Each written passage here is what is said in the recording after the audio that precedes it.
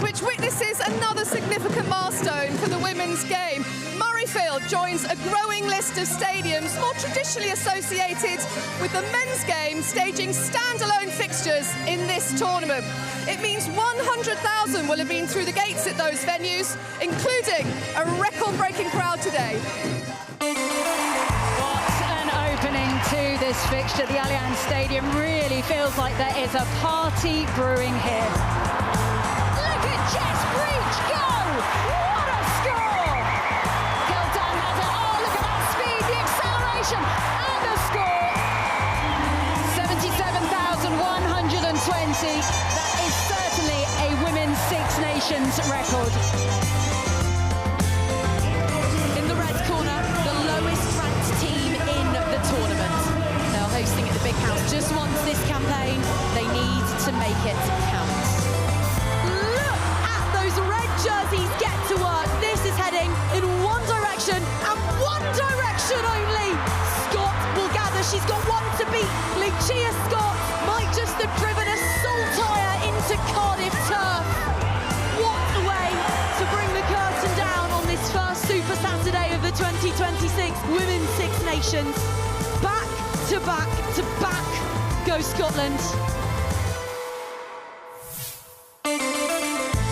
Well, over 30,000 expected here today for Scotland against England, breaking the record for a women's sporting event in Scotland held by the football team in 2019. Murrayfield, a sea of blue and white with many Red Roses fans making the journey north to Edinburgh as well.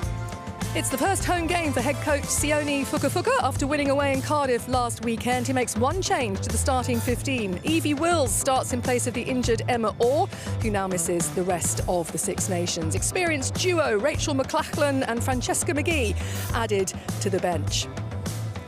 It's a big day for 19-year-old Denelsa Short, who wins her first cap for England. England's famed strength and depth being tested as their injury list continues to grow. A few questions over what type of performance we can expect from the world champions, who were somewhat rusty in their victory over Ireland last weekend.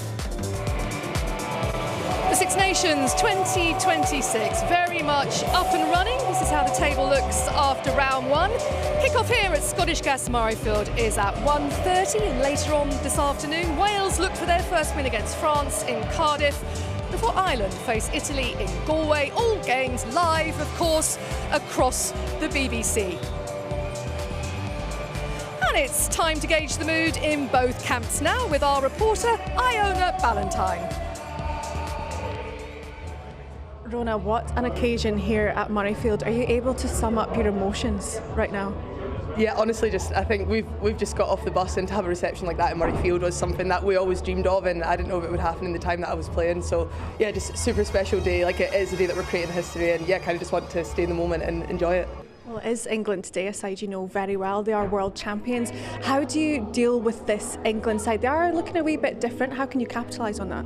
Yeah, I think both teams are looking pretty different to when we last played each other in the quarter-final of the World Cup, just as a result of injuries coming off the back of the World Cup in the season. But I think something that's nice when you're the underdog is that there's nothing to lose. Like, we can go kind of do our thing, try and impose our game, and really just enjoy today.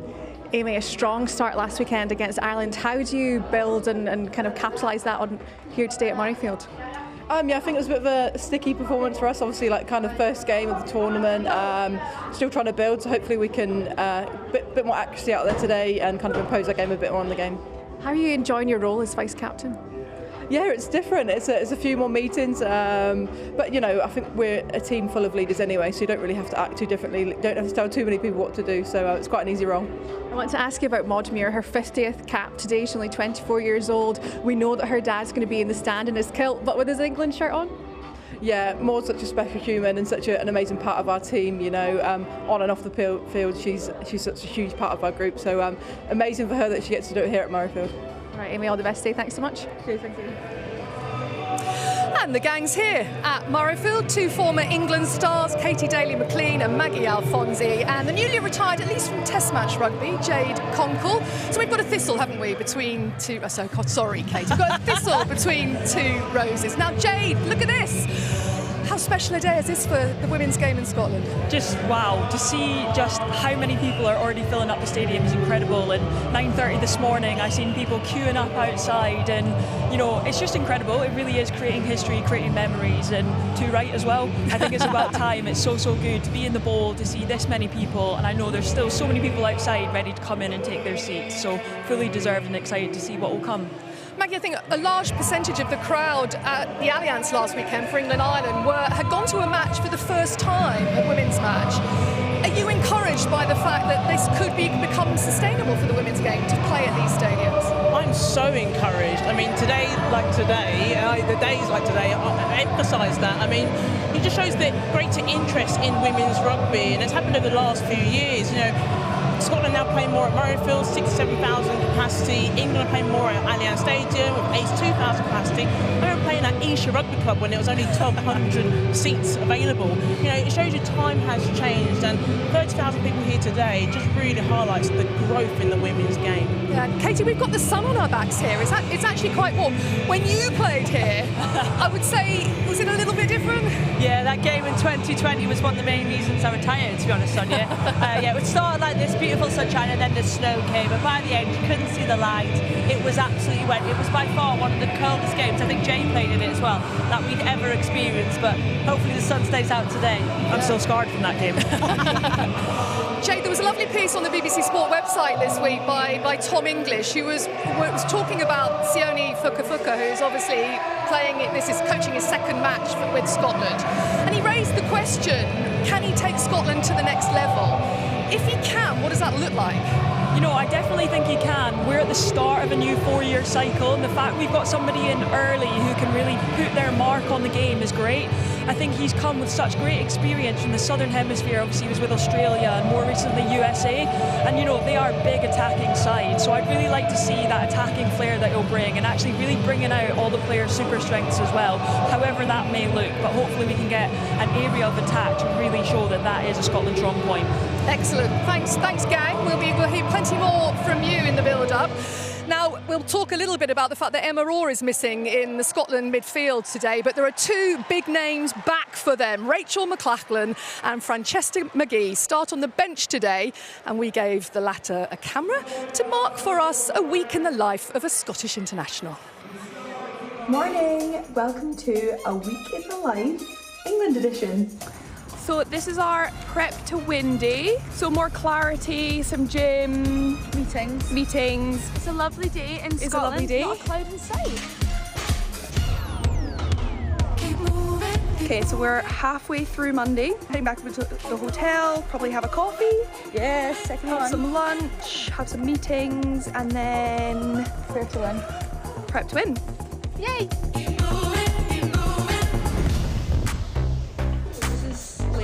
For wonderful coffee.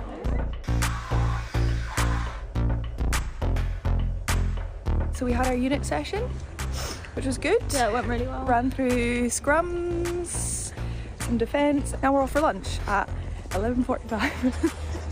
Cut that. And then this afternoon is our combat day. So it's our big physical day. Today is most like game day. Is that what they say? Replicate it. Replicates game day.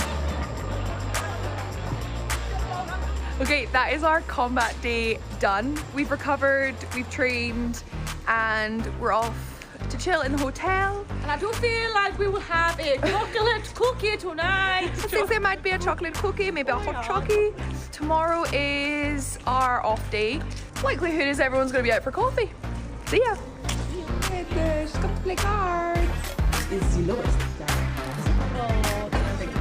Today is our fast day, yes. But tonight we have our social, which is at Murrayfield, and we are wearing our jerseys from our first clubs.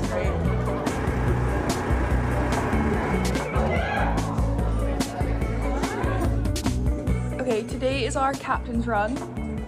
This is where we have all of our lovely meals. We are, of course, the last ones left. It's captain's run today, and then a recovery afternoon. Captain's run in Murrayfield. Anyone like to comment? Can't wait. Bye. crowd filling up nicely here at Murrayfield. Kick-off at 1:30. I mentioned that Scotland are under new management with head coach Sione Fuka. I saw him described as half Kiwi, half Tongan, but very proud Australian. Well, he's currently an adopted Scot, and he's talking to Iona. Sione, just your second game in charge of Scotland, but it's a piece of history here at Murrayfield. How are the emotions going into this one? Yeah, excitement, to be honest. What an opportunity to play at home at Murrayfield and in front of a record crowd. Obviously, the players and the staff that have come before my time put a lot of work in over years to create, obviously, a lot of interest, but also the style of play that is exciting. So we're just really grateful for the opportunity and really excited to get out there and play. What has been the focus for Scotland this week following that win against Wales? Well, it's just about our performance. So we were happy with the win, but we weren't particularly happy with parts of our performance. So you're probably not surprised. Well, number one, we've worked pretty hard on tidying up some of those key areas that we feel that if we get right, we'll give ourselves opportunities to play the way we want to play. And England today, they're world champions. They're world champions for a reason. They've not been beaten since 2022. How do you take on this side? What do you want to get from this match? Well, you take them on with respect, to be honest. We know what's coming and we know the type of team that they are, which is fantastic. But for us, it's more about working on our process and performance. And what we want to do is win little battles. And if we can win enough of those and put ourselves in good positions, we'll be able to convert some of those. All the best, Sione. Thank you so much. Thank you very much. Appreciate it. Thanks, guys. Jade, you're not long retired from Test rugby, still playing for Harlequins, of course. So you're in touch with a lot of these Scotland players. What are they making of life under Sione Fuka? Yeah, they're really, really enjoying it. And do you know what? I've heard that there's great energy in camp. They like that there's new stuff coming in, stuff that's mixing things up as well, which is great. I think, what Sione's bringing is a different, kind of attacking flair, attacking game, but also with structure. I think he's really honing in on what's expected from a structure perspective and then giving the ability for the players to play heads-up rugby, but obviously starts with coming up with what's expected of them. So I think hopefully we'll see a lot of structure, but then actually the ability to play where the space is as well. Katie, Maggie, I know it's early days under new management effectively, but you have noticed, haven't you, some early tweaks that we're seeing under his leadership? Yeah, look, I really enjoyed watching that Wales game. I love a kicking game, as most people know, and I thought Scotland did a really, really good job with their kicking game. If you look some of the bits we're going to show next, they move that's not just off Helen Nelson. We see there Meryl Smith kick this for the Lucia Scott try, but it's that ability to move your kicking game one pass away from where the balls come from, because it has such an impact on the way back threes defend. Again, Helen Nelson here, but it's from a bit of a turnover. Backfield all out of sorts. The chase here from Chloe Rowley and Shola Campbell is absolutely outstanding, and then we see the afterburners from Campbell there. But it's that ability to find bounces, to find space. Again, Nelson, nice and low. They kicked over 1,000 metres against Wales, and they found the grass over 13 times. Now, at this level of rugby, that's unheard of, but they got their rewards. If they're going to challenge England today, that kicking game has to work. Like Katie, I also enjoyed that game, but unlike Katie, I hated the kicking game, hated it. But I think what I really liked about what Scotland did was their red zone efficiency. So every time they got into the opposition 22, they converted. They made 6 visits to the opposition 22 and scored 3 tries. And I just want to show you a quick graphic which really emphasises it. Scotland are top of the charts, so they scored the most points every time they got into that 22. But if you look at England, they came third. I mean, if I was Scottish now, I'd take a screenshot of that, to be honest, because England made 12 visits to the opposition 22. They only came away with 5 tries, so they wasted 7 opportunities. So what I'm liking about what Scotland do under Sione is very much every time they get into those right attacking spots, they take the shot, and that's great to see. And against England, if you want to get anywhere near to challenging the World Champions, you will have to take your chances, won't you? Now, Jake, we've mentioned that Emma Orr in midfield for Scotland is missing. Just how big a blow is that? Yeah, I mean, we can't shy away. It's a huge blow. I think what Emma brings is just a whole different mark on the game. But Evie in her own right is a brilliant centre as well, and she's been going really, really well for Sale Sharks in the Premiership as well. And I know a lot of comparisons will be made between the two of them, but I hope Evie goes out there today and puts her stamp on the game as well, because she's got so much to bring as a player. I think working with Evie at Sale Sharks, she's a very good defender. She played with Meg Jones at Leicester Tigers last season, so I think she'll understand that kind of link and what she needs to do. She will really shore up that Scotland defence today. Maud Muir wins her 50th cap for England today. Haven't seen her dad in his kilt yet and his England jersey, but no doubt he is here. There's lots of cowboy bats in tribute to Ellie Kildunn, and Scotland fans out here in force at Murrayfield. England will be big favourites though today, despite a significant injury roster. Listen to this: Morwenna Talling, Mo Hunt, Hannah Bottoman, May Campbell, all out of the Six Nations. Alex Matthews has got a shoulder injury and misses this one. That's in addition to the 4 players who are expectant mums. So 5 changes today to the team that beat Ireland, including a debut for teenager Demelza Short. And I'm delighted to say we have been joined by the man who's probably had a few sleepless nights given his injury issues at the moment. I wonder, John, is this the biggest test of England's strength and depth since you took over as England's coach? Yeah, no doubt, Sonia. It's been a lot of moving parts, but I guess you've still got to you take a huge responsibility as a Red Rose, regardless of the situation. You have to adapt and respond to it. And John, listen, Abby Burton is obviously going in as second row, never started or played in second row position for England. How's she adapting to that new move? Well, as you can see, we're very short of line-out callers, so she's a very good line-out forward. So she'll adapt to that role really well. I guess the test of her physical will be how long she can go in the set piece.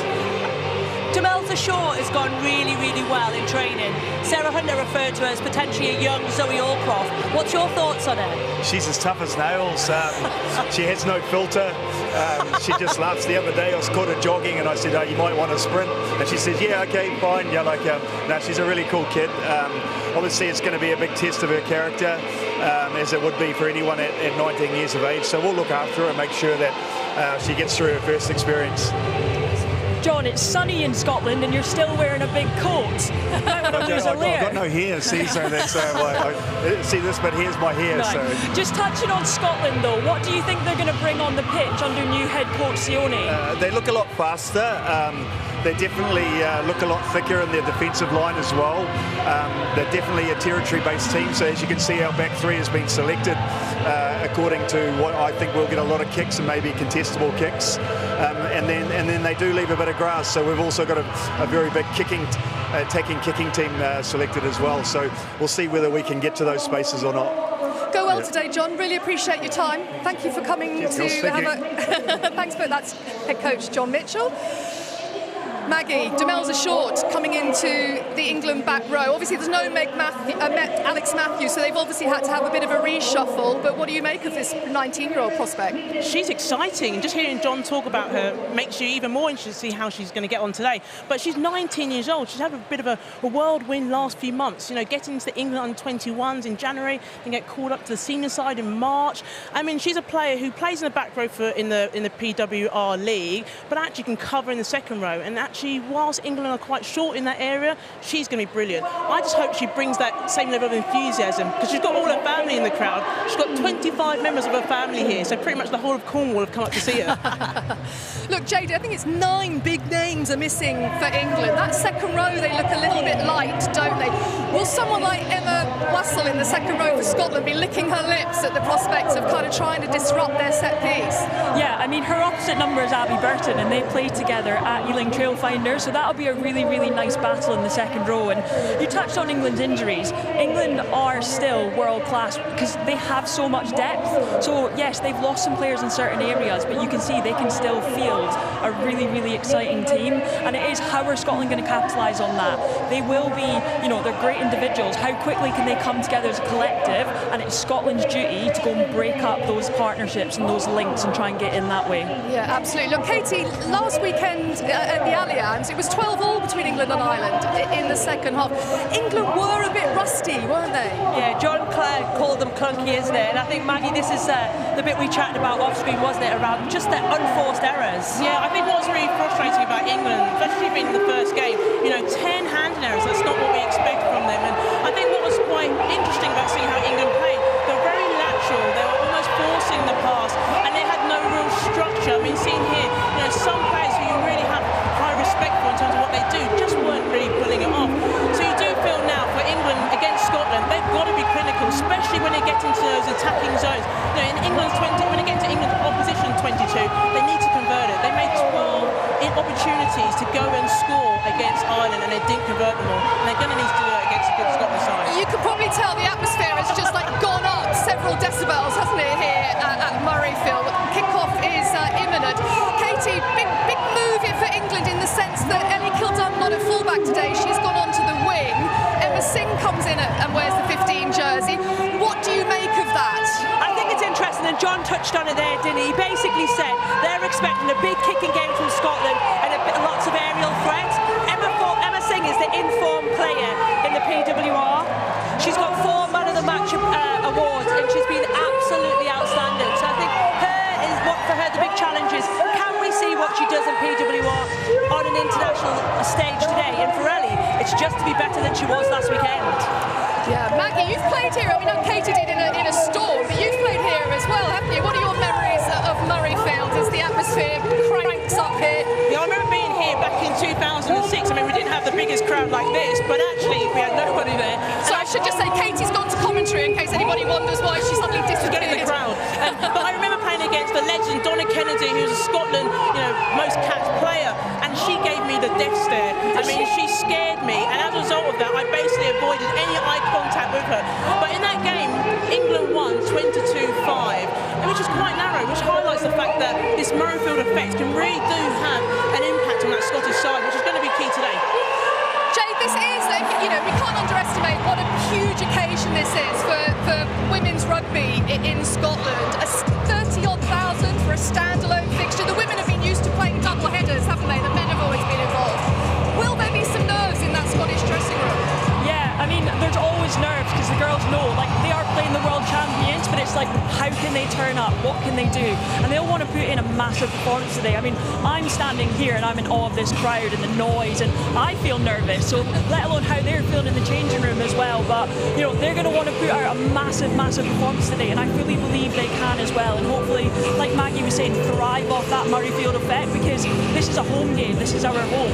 So what can they show for it?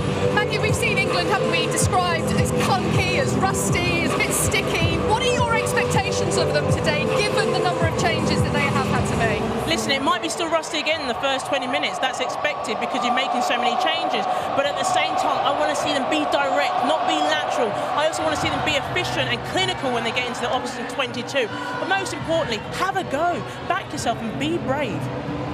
Jade, what do you think Scotland will be looking to try and put down early here? I think that first half management is going to be absolutely key, because leading into the second half, we know England tend to drop off slightly. So if Scotland can manage England in the territory game in that first half, play in that right areas, then they convert it to points. A wonderful atmosphere here at Murrayfield. It's a repeat, isn't it, of the Rugby World Cup quarter-final, which England dominated. So can Scotland today be inspired by this crowd at Murrayfield? Your commentary team, Katie Daly-McLean, Heather Lockhart and Sarah Orchard. Well, there are both sides getting ready, and before Murrayfield will erupt for Scotland, first there will be a moment for England's 50-capper Maud Muir. There she is, resplendent in her England whites with the rose firmly on her chest. Now she is only 24 years old and brings up that half century. That is some achievement for the Gloucester Hartbury prop. Muir's dad is 77% Scottish, and we're told he is here today wearing a kilt and of course his England shirt to support, as all of the England coaching staff also stand to congratulate her. The smiliest player out there right now. Okay, expect more smiles, here they come.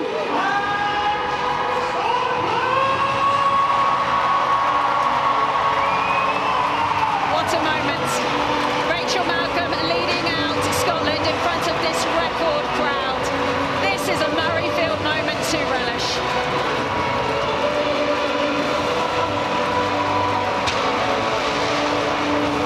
Well, as the pyrotechnics go off, Murrayfield just has a moment like no other. They will of course play the match, not the occasion, but you can't help be happy for them all. Meg Jones, of course, for England, the world champions, also here to play their part in this historic occasion. What a welcome, what a moment. Scotland fans, women's sport fans, whole families all here to support. But of course, first of all, time for the anthems. signed by Sharon Eldon.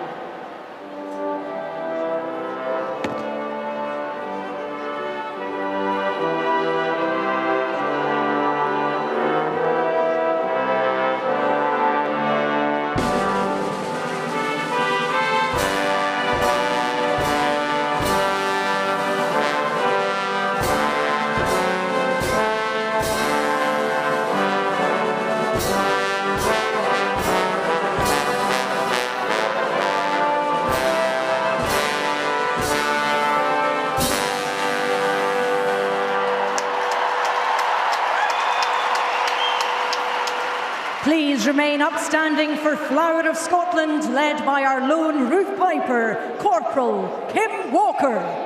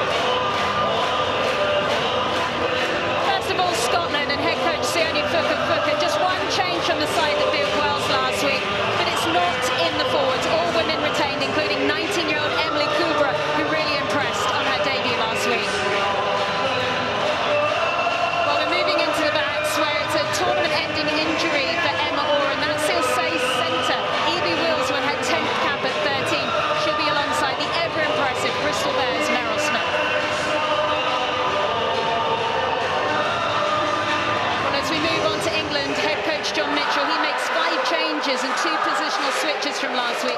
Trailfinders back rower Abby Burton switches to lock. Maddie Bernardi wears 8. Maud Muir starts as Bristol's Demelza Short makes her debut wearing 6. Into the back, Saracens fly half Zoe Harrison. She comes in to start, as does Gloucester Hartbury's Emma Singh at fullback. And it's that decision that pushes Harlequins' Ellie Kildan onto the wing. And it's her best mate, Jess Breach, plays for Saracens, who's on the other. Now both benches throw up some really interesting clashes, but Glasgow scrum half, Rihanna Dara, who is still yet to make her debut after being unused last week, takes on the 21 shirt for Scotland once again. Now it's a very good afternoon to Heather Lockhart. Heather, what a moment for Scottish sport. What absolutely fantastic atmosphere here at Scottish Gas Murrayfield. 30,000 singing Loch Lomond at the top of their voices, and a real moment not only for Scottish women's sport but women's sport as a whole, breaking the crowd record for a women's sporting standalone occasion in Scotland. Fantastic. And another special moment this time for our referee, Zoe Node of South Africa. Her first Six Nations game. Huge congratulations. Well, it's Helen Nelson who kicks us off in this record-breaking match for Scottish sport. As the ball is cleared out on the far side of the field, calm heads there, and an early calm kick also for Singh. Yeah, she'll be disappointed with that, though. I think, you know, Emma Singh has such a big, long-ranging kick that she would have wanted more distance. But like you say, good opportunity, good exit, and now give Scotland an opportunity to launch. Big take there by Malcolm. Functioning line out for Scotland, and a breakaway here for Kubra. Straight over the top is Cabea, but somehow Scotland hold on. What a moment this would be. Scotland so close to that England line. Malcolm there just ahead on her run, but knocked on the floor by Brebna Holden. Frustration, but still at the right end of the field, Heather.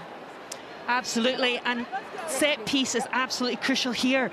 And just getting that break, Kubra, what a take up in that midfield. Scotland lost 6 lineouts last year. Emily Kubra debuted last week, but what a take from her, and just a little knock on. But getting into that 22, they want to keep that accuracy at set piece and ball carries midfield. Only 19 years old, Kubra. What a career she could have ahead of her. Look down on that side. So this one? Yep, lift please, lift. Let's keep it up on this side. Yep, that's fine. Sione Fukufuka there to the right-hand side of your screen. We spot those sweets in the middle there, Sione. We can see them. His first home international, of course, as Scotland coach. Crouch! Bind! Set! Oh. Scotland with a little free hit here, Heather. Absolutely, last week, a couple of pens, and they'll want to make this one absolutely count. Dave Butcher has come in as forwards coach, and they're set up to tap here. Remember, it's a free kick, not a penalty. Brebna Holden then passes out down the line. Big run up this time using the forwards. 3 metres for Scotland to go. Taken on this time by Clark. Drives on. Still Clark. The strength is immense. That's still trudging over. That's going to be held up. Goal line drop for England. Wonderful play there by the forwards, really smart plays. A free kick, but just keeping possession, keeping it tight. And Eliane Clark, tight head prop there, just making precious metres, but just getting held up on the line. Good defence there by England. Straight down from me, guys. Zoe Harrison just getting under the ball there. Exactly the kind of start, though, that Scotland would have wanted.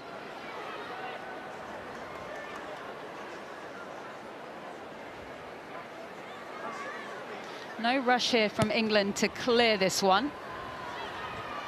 Chloe Rowley gathers for the home side. Nelson looks up, tries to find her options. This time Shona Campbell getting involved. Great try for her last week against Wales. As they push through that left-hand channel. England still haven't had any attack yet with the ball. It has all been about Scotland.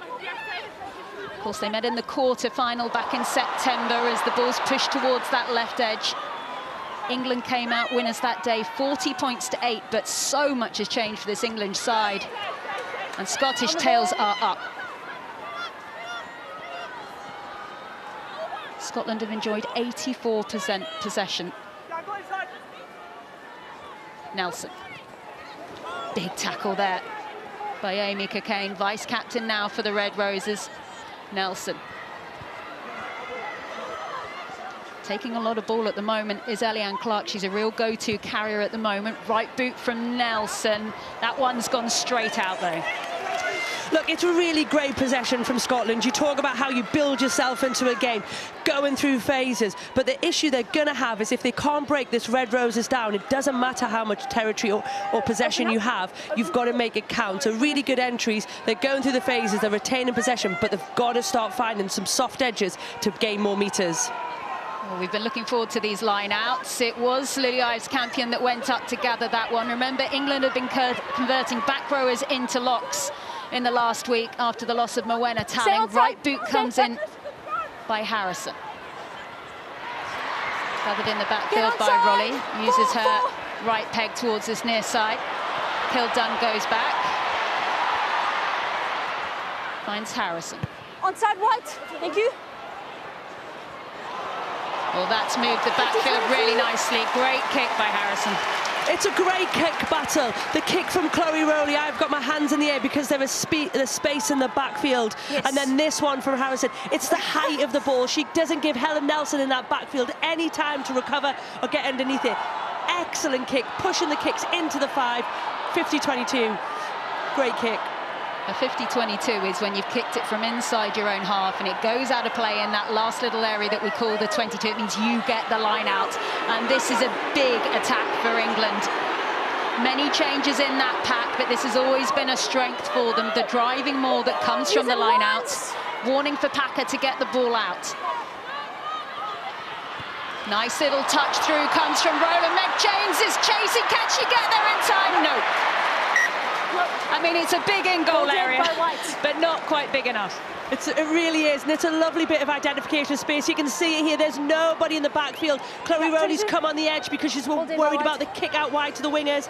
That's weighted a little bit softer, and Meg Jones has got all the time in the world, but really good identification of space by England, because it will change how Scotland defend that backfield.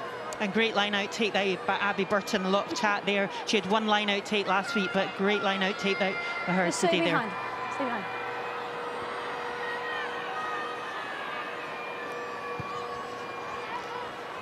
Well, Scotland keen to get that ball as far away from their end of the field as possible. Fernarti playing 8 in the absence of Alex Matthews. He's picked up a shoulder injury.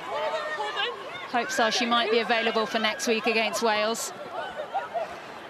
Fernarti again. Oh, Fernarti, what a fend out to Kildunn. She's turned on the gas. She fires up. She scores. Brilliant work. Started by Mary Fernarti, finished off by Ellie Kildunn. It's a great finish, you know. Kildunn has been given a bit of criticism for her performance last weekend, but that's how you answer it, you know, on the wing here. Great work by Maddie, isn't it? Gets a soft shoulder, pushes Meryl Smith off there, breaks another, and it's a great ball. She's got people in her passing lane in there from Ellie. Time off. Just want to... Backs her pace and finishes in the corner. She likes that corner. Well, Kildunn playing on the wing. You feel that Emma Singh has been put in the full-back position for her kicking today, particularly after the display that we saw from both Meryl Smith and Helen Nelson last week. The pause you're seeing in play at the moment is actually just to check on Rachel Malcolm, the England captain, who's just receiving a bit of treatment, and it means that for the time being Zoe Harrison can't actually take her kick. And Rachel Malcolm is going to receive a little bit more treatment just off the field, but I think she is going to play on. Looks like a dead leg, doesn't it? Nice bit of foam there that does absolutely nothing but makes you feel like you can take on the world. Yeah, I spoke to her briefly yesterday just after the captain's run, and yeah, definitely picked up a dead leg after the match last week against Wales.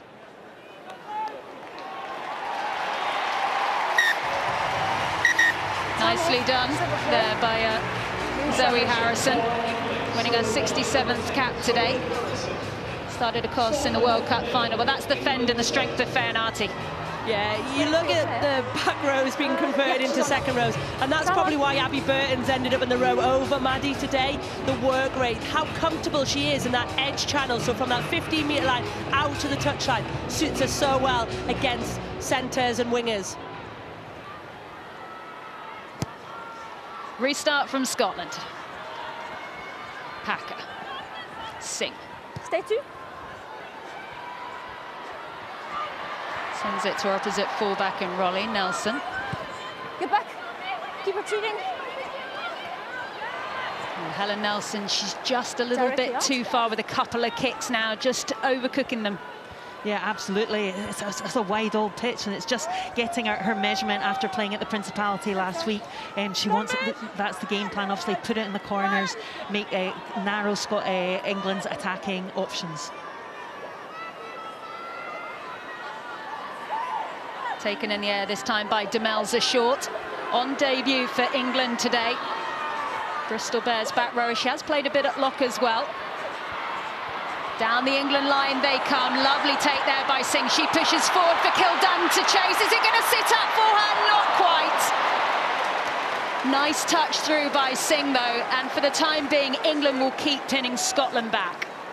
Absolutely, and Ellie Kildunn just playing with some freedom, and the England attack knowing what they've got outside them, and there's a gap there just in that outside channel there, and instead of going for that extra pass, Emma Singh just kicks it in behind. Lovely little bit of work there, but Emma Singh knowing that she's got Ellie Kildunn outside her, wonderful partnership.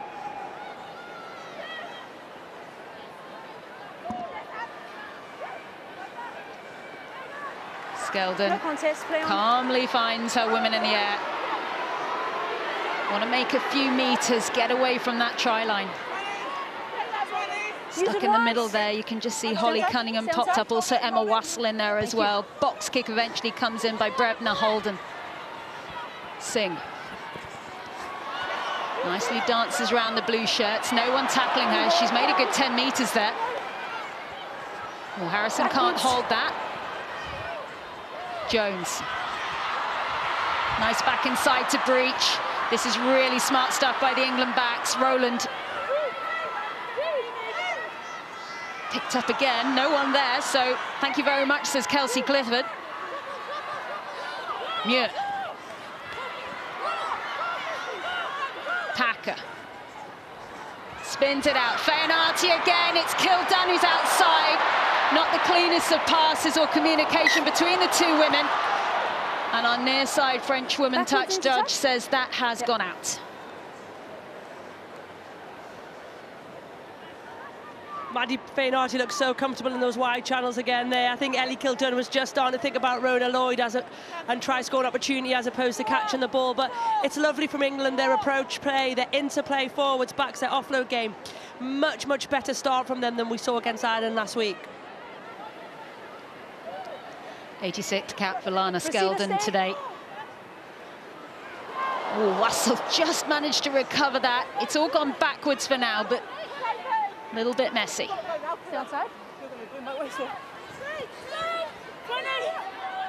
Kubra at the bottom of that pile. Wassell in the pink boots. Stay outside, what's it? Spun back in the end for Nelson to clear down this right-hand touch. Manages to find it, but England still with a nice attacking platform here. Yes, Scotland going through their exit processes there, managed to clean up that line out. But Scotland also needs to just tie out a couple of gaps in defence. They need to organise a bit quicker, because that England attack is looking like a variety of options, and they're looking to offload today.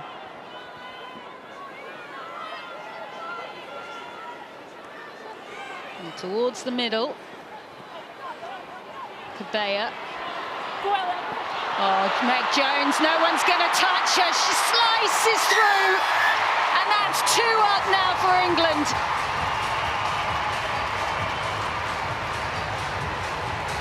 The crowd are having a dance. It's not the party that the Scotland fans wanted, but England are enjoying it. It looks too easy at times, doesn't it? From the line out, we saw Ellie Kildunn is at the front there. It's not somewhere she's noticed to be. But this carry from Sargia Cabea there, in between two, bounces one, then gets her hands free. England have done this really well for the opening 15 minutes of this game. They're on each other's shoulders. They're anticipating the offload. And once Meg Jones is in behind, nobody is stopping her from there.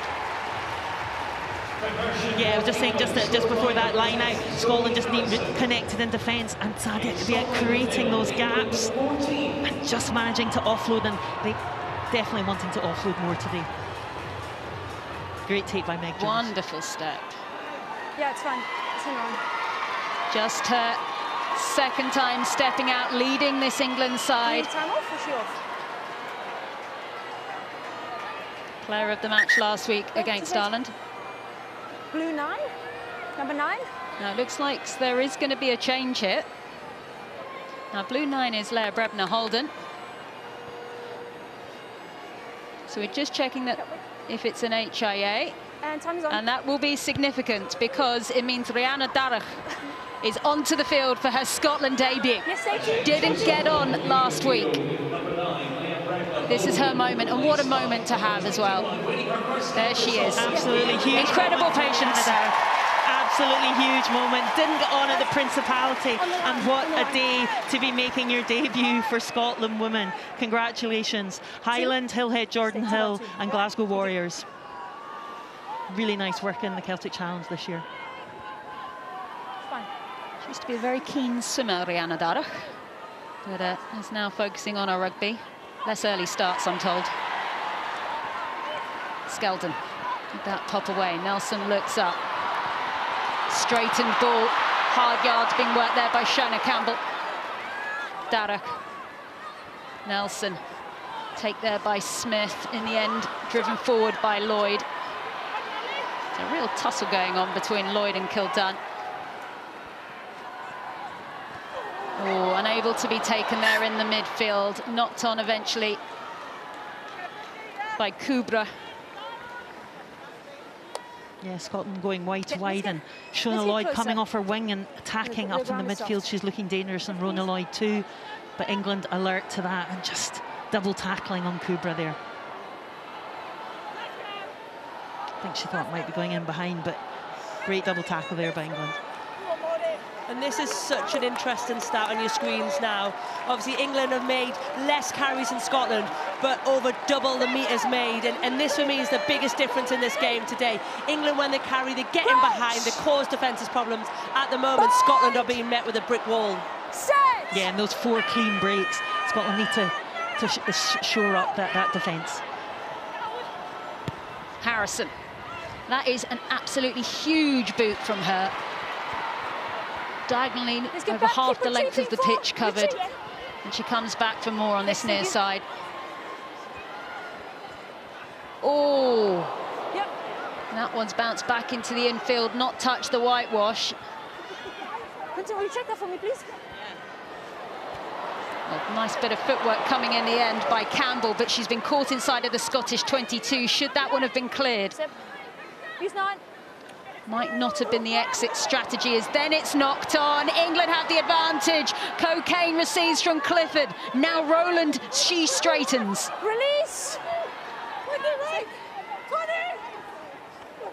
On the ball. Big hits going in, slowing down this England ball.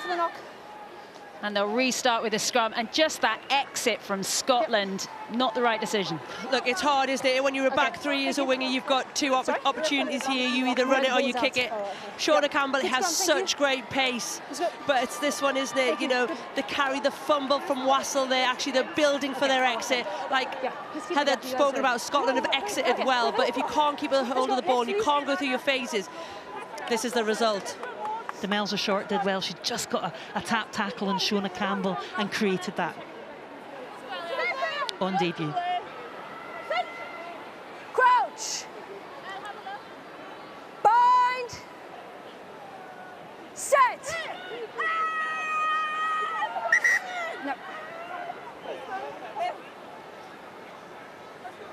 Okay, both of you, I need your feet under your body. We're both too long here. Okay, we need to do better. Thank you. Mark. Well, Zoe Norday very clear there to both Leah Bartlett and Maud Muir.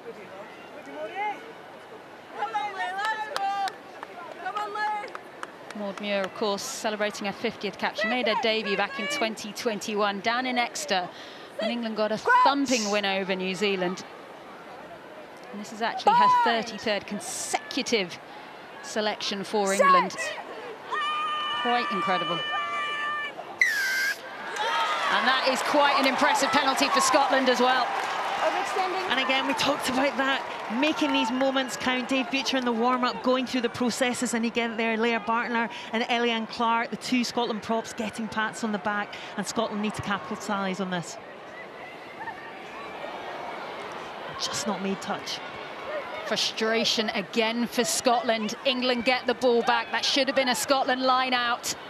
It's going to be an England attack down the right. Jones back inside. Taken then in the end by Smith. But it's been knocked on by a blue hand, and they'll come back for an England scrum. Yes, you're talking about frustration there. Scotland, great opportunity there from the scrum, but just the kick just not going to touch. And Zoe Harrison, we saw it last week with 2 passes, can create a try-scoring opportunity. Meg Jones on the win there, probably not getting the pop she wanted back inside. Evie Wills just doing enough just to disrupt that. I think that's unlucky there because Evie Wills is going backwards. So it's interesting interpretation from the referee that she thinks that's gone forwards. But she's doing exactly the right thing. You've got to get that pass in channel. You can't let England keep going through the motions with their offload game because it's causing Scotland so many problems. So getting in the channels, making it difficult for them, all really positive steps for Scotland. Yeah, Tom Hudson, the Sale Sharks coach, said if you want someone to shore up at the defence, Evie Wills is your woman. That one spat out the back of the scrum really quickly. With that forward from England, so Scotland will get a little bit of a nibble here as they get the scrum put in. As Meg Jones is still down, I think she's okay. Just waiting for someone to get her up as Helena Rowland is just barking some orders there to her backs. John Mitchell in the middle of the screen there to the left. Sarah Hunter, defence coach, to the right.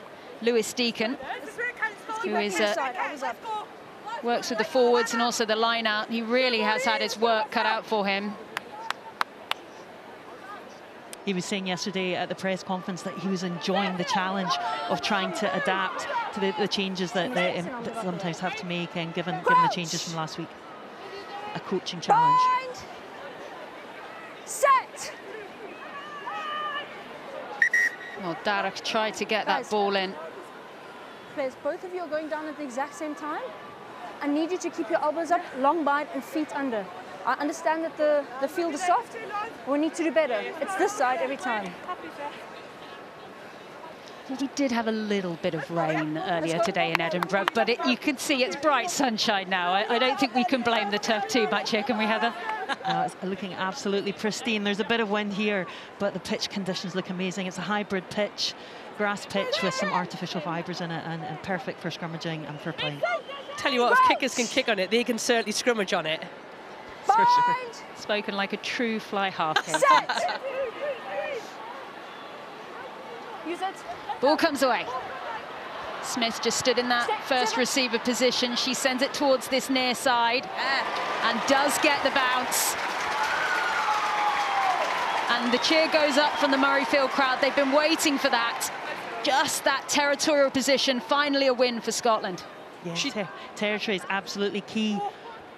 Made the most kick meters last week of anyone in any of the matches, 693 meters, and just trying to get a range on this Murrayfield pitch, and she's done it there. England line out. So England having to play out of their own half. Harrison sends it straight back with kind. Rolly waits. Has to chase her own ball. What a take from Singh. That flew into her arms. And she's still going, the Gloucester Hartbury fullback. Harrison, quick recycle from England, pushes out towards breach. Jones goes in to help out her mate, Packer.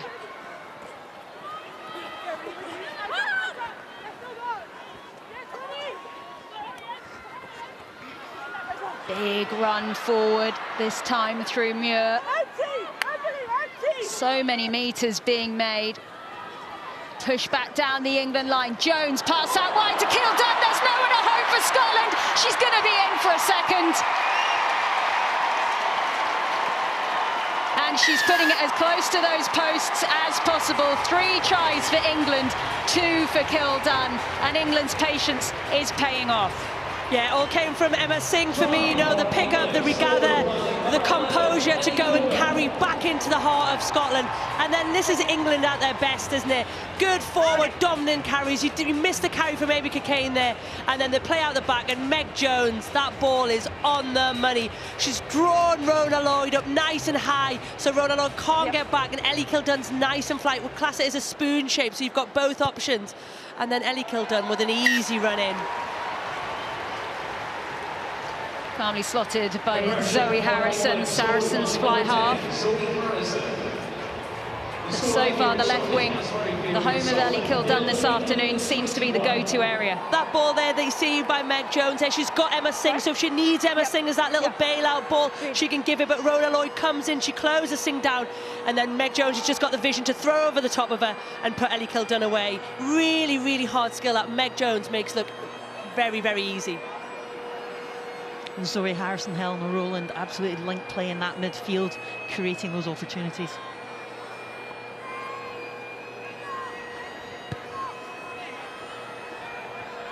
Well, Scotland 21 points down. It was a similar story against Ireland for England last week, where they really racked up the points in that first half. Advantage. 5 always offside. Well, there's a warning at the moment, and it's against Lily Ives, Campion, for being offside. She'll have been in front of the kicker. Now, this is an important position for Scotland, a penalty, and they can really do something with this, Heather. Absolutely, they've been having to defend. England are finding those edges through that midfield, and Ellie Kildunn devastating that left wing. But an opportunity here, we saw in the first few minutes that it's Scotland a couple of inches into the 22. They need to make this count. Time off. Subs. Number 21. Okay, it looks like that Leah Bremner-Holden, she has actually passed her HIA, so she's going to come back onto the field. So Rihanna Darragh, she'll go back onto the bench, but could still yet feature in the second half.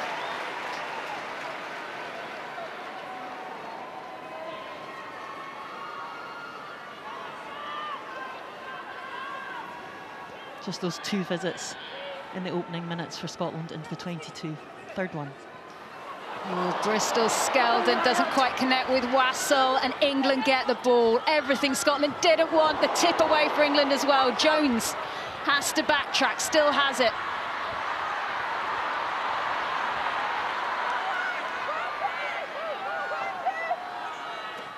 Packer finds Muir. Advantage over. Oh, she's a bowling ball. Stay outside wide. Big thumping kick there by Harrison. Read nicely by Sales Lloyd. Back to Rolly. She's going to chase that one herself. Hacked away ball there by Harrison. Straight out of play. I think Chloe Rowley has adapted really well to how England's backfield is now positioned. They're going into the corners to try and force Scotland to kick down the middle, or they're giving them that space in the middle of the field. Here you see Emma Wassell just not connecting line out, which is so important. But this big kick here is really well taken by Lloyd. She throws it, and then Chloe Rowley knows there's people in the backfield, so she just drops into that space, forces Zoe Harrison to come onto it. Doesn't feel like she catches it. Scotland line out again. So it's a good adaptation from Scotland's kicking game. Yes, quickly. And there is the option as well there, maybe just to have a go, Chloe Rowley. We know how devastating she is with ball in the hand. Just a bit of variety there as well. Molly Cunningham there, barking the orders to Scotland, whilst Rachel Malcolm just has a little bit of treatment to that leg once again. Yeah, nice and fun kick, good. And she had an influence. Sione Fukufuka in comms with what's going on with Rachel Malcolm, just trying to decide if he needs to make a change. As Helen Nelson in the middle there. We haven't mentioned this much yet throughout this Six Nations, but of course, next year in 2027, it's the first ever Lions Women's Tour. And when it comes to first names you think about from other teams that are not England, Helen Nelson, surely one of them, Katie. 100%. I think, you know, Helen Nelson is a stalwart of Scottish rugby, but what you've seen over the last couple of years is that improvement in her game management, a kicking game, the way she uses her forwards. She is so important to the Scotland team and the next era of Scottish rugby because she is such a good rugby player. Better line out from Scotland. Rachel Malcolm back in the middle. Absolutely screaming the orders, wanting every blade of grass from her side. Bremner-Holden is waiting at the back. It's still going.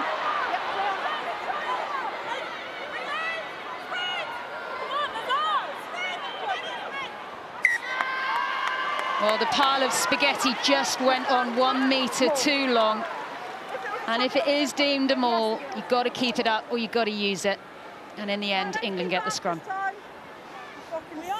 Yeah, tough there in terms of turnover, but in terms of processes at line-out time, that's a lot better and a lot more organised than the previous line-out where it just didn't go to hand for Emma Wassell. Eliane Clark, strong there, both tight head props. Maud Muir having a field day today, really making some metres, but Eliane Clark, one to watch as well, tight head for Scotland there in the number 3 jersey.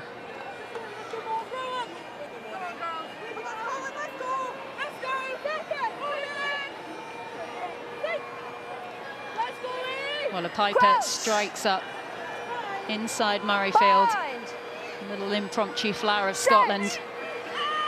They'd like the ball to stay at this end of the field. Not to be. Scotland just collapsing the scrum there.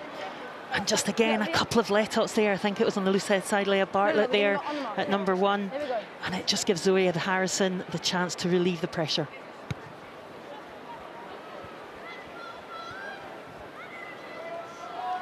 Well, it's from a penalty, so it's an England line out as Amy Cockayne now playing her rugby up at Sale.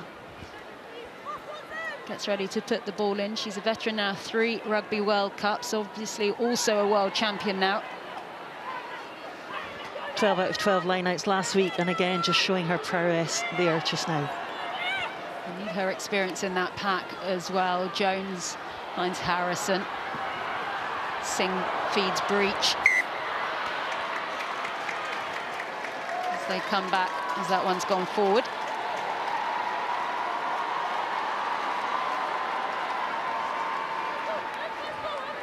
Great to see Emma Singh though settling in there, Katie, yeah? Yeah, no, I think 5 carries now. Yeah, it's just Jess Breach, isn't she? She's on top of her there, in line with her. Ideally, you want Jess Breach just sat off a little bit, giving her a bit of space to pass into. But I think England's first phase today has been significantly better than we saw last weekend against Ireland. Starting to click, carry into the line, different people coming in hard, coming away from the line. So really, really good first phase from England that we're starting to see. Crouch!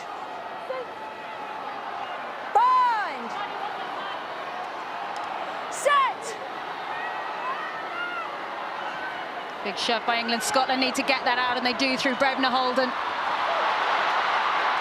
Campbell, but stolen there in contact. Advantage over. And the foot chase is on. Was that just knocked on the floor by Lloyd? Yes. Advantage England. Fenati feeds Cabea just. Burton was offering, they didn't need her. Demelza Short came in to take that. Down the line it goes again from England. They're pushing towards the right. Muir. Just a little tip there. Packer. Ives Campion on the floor. England do secure it, and their ruck speed is pretty quick at the moment.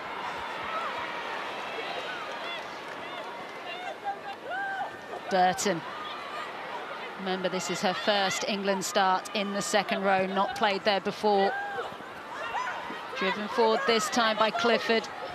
England edging closer over the gain line with every carry. New advantage, not rolling. Okay, this is a penalty advantage. And that's really hard for Alex Stewart because she's trapped under there. It's one of those ones. It's so hard to get out of.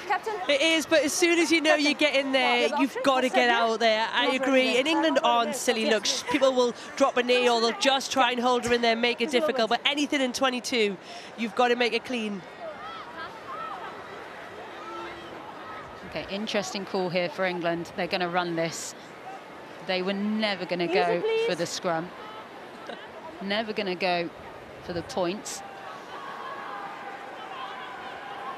Packer manages to get it away. Cabea. Muir with the ballast. Packer once again. They're over. It's Kelsey Clifford who scores. England have brought up the bonus point and only 31 minutes on the clock. Yeah, it's a training ground move, isn't it? There's a little bit of dancing in there, a little bit of lateral movement, but ultimately it's about the dominance of their carries and the speed of the ball they're generating, because those carries are so dominant. They're taking 1, 2, 3 here. Lucy Packer's pretty much moving the ball before some of the Scotland players have got round the corner. Again, Capea, great counter-ruck in there for 2 of the England players. And it's just an easy finish because speed is so quick, you can't get set, you can't get off your line if you're a Scottish player. Kelsey Clifford so low. Loose head prop has scored against Scotland the last 3 games now, scored 2 in the World Cup. Look at that low, powerful drive. Lana Skelton there, just not able to, Holly Cunningham just not able to deal with her. Former under-18 captain, great play. It's because her chest is so low, isn't it? Because her chest is over the ball and leading over the line. There's no opportunity to get underneath it and push her back. Scotland will be sick of the sight of Kelsey Clifford. She scored 2 tries against them in the Rugby World Cup quarter-final. Scoring against them again.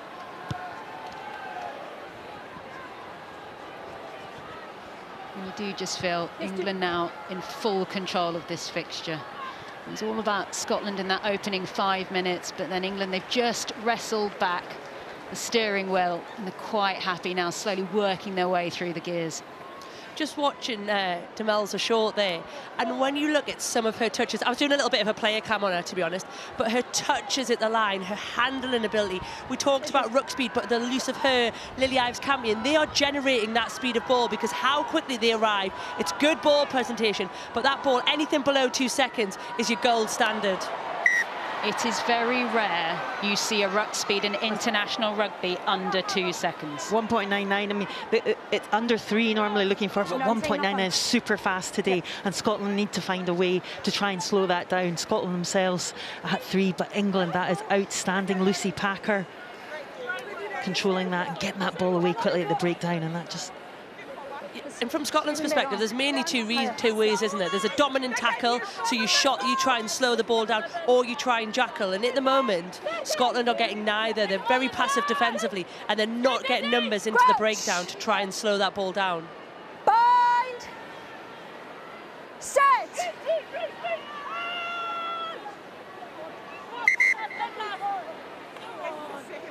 Guys, if we're both doing this on set, before the ball, we need to do better, please. Feet under, feet under. I can't tell you more than that, please. Let's go. And once again, the warnings are going in to Maud Muir and Leah Bartlett. It's the England tight head side, the Scotland loose head side. Maud has come away with a couple of penalties here. It's just the pictures that the referee is seeing in front of her. Scotland too, just both of them got to keep their feet under them.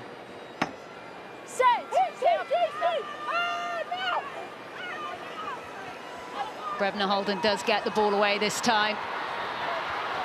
Driven on this time by Smith. Nelson, lovely pass out to Rolly, just cuts just back inside. She knew she needed that support. Nelson, Loughborough Lightning fly half. Brebna Holden manages to find Wills, Wassell, and the problem here for Scotland is they're going backwards. They need to get over that gain line. Nelson has to go to the boot. Rolly is chasing, lovely take by the fullback, back inside. Rona Lloyd, she is going to put her foot down and score for Scotland. The first woman to score in this fixture at Murrayfield in a standalone event. And Murrayfield erupts.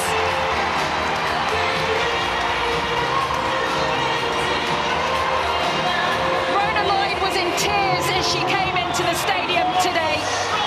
That's what it means. That 5 points for Scotland.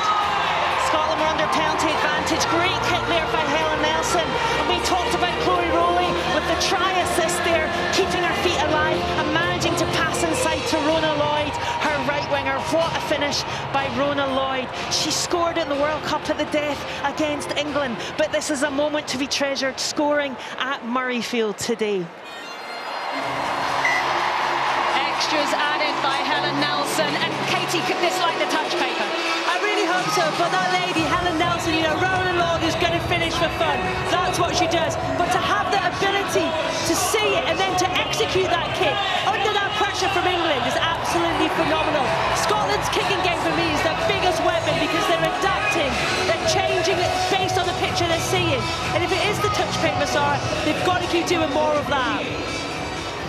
High five, Sonny Fukafuka there with the coaching team. First try at Murrayfield for him. And here comes Lloyd again. She was an age grade sprinter. It was come as no surprise for you to hear that at all. And of course, they have more gas on the bench, Scotland, in the second half. Francesca McGee could make her first appearance of the Six Nations. Use it now, stay wing. Can you repeat, please? Box kick away by Brebna Holden. Fernarti.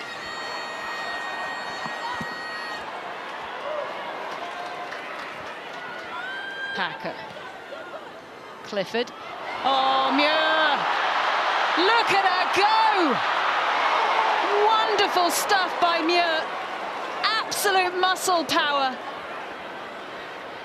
Cabea now. Still Cabea. Oh, the forwards are just showing off now.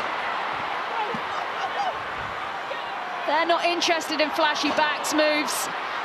They need to finish this. Singh straightens and Singh's going to score herself. Well, it's the backs that finish it, but take a bow. Maud Muir and Sadia Cabea, who will not be held back. Absolutely superb play by England. What a reply. Lovely tip there by Kelsey Clifford. The two props interlinking. Maud Muir handing off anyone in her sights. Leah Brebna-Holden just getting her down. It's such a burst through, cutting back inside. Leah Brebna-Holden not able to, and Chloe Rowley just doing enough to stop her. And Sadia Cabea with the carries there and just managing to flood out on the right-hand side. But Emma Singh, what a try. Her sixth try and her first at Murrayfield. Big smiles. Plenty of England fans in here as you just watch the final moments here of Emma Singh just going through. Just decided to go route one, didn't need the two white shirts on the outside of her. And again, it's Zoe Harrison with quality passing. We've seen it last week. Great reply there. Well done, Emma Singh.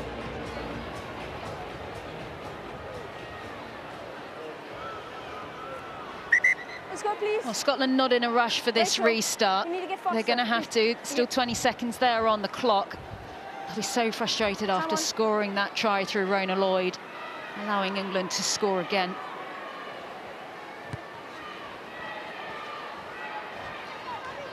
Harrison, Fernarti.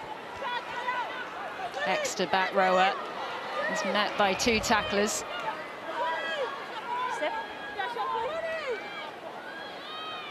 Well, Lucy Packer's just desperate to get that ball, but no, it's going to be a Scotland penalty. And again, this is a nice position. They're not even going to look at the post. They're too far behind. Yeah, what an opportunity here for Scotland. As you say, disappointing for that passage of play there and for that fifth try by England, but another opportunity to get in the 22, and they need to get their processes right and keep ball. Yep. Some tense faces in that Scotland coaching box. Skeldon, nice to the front. Malcolm takes. How many bodies are they going to throw into this maul? You just see Elian Clark there. Bristol prop has the ball. It's still moving. It's 5 meters away from that England line. England have to reset. Still no warning just yet from the referee to use it.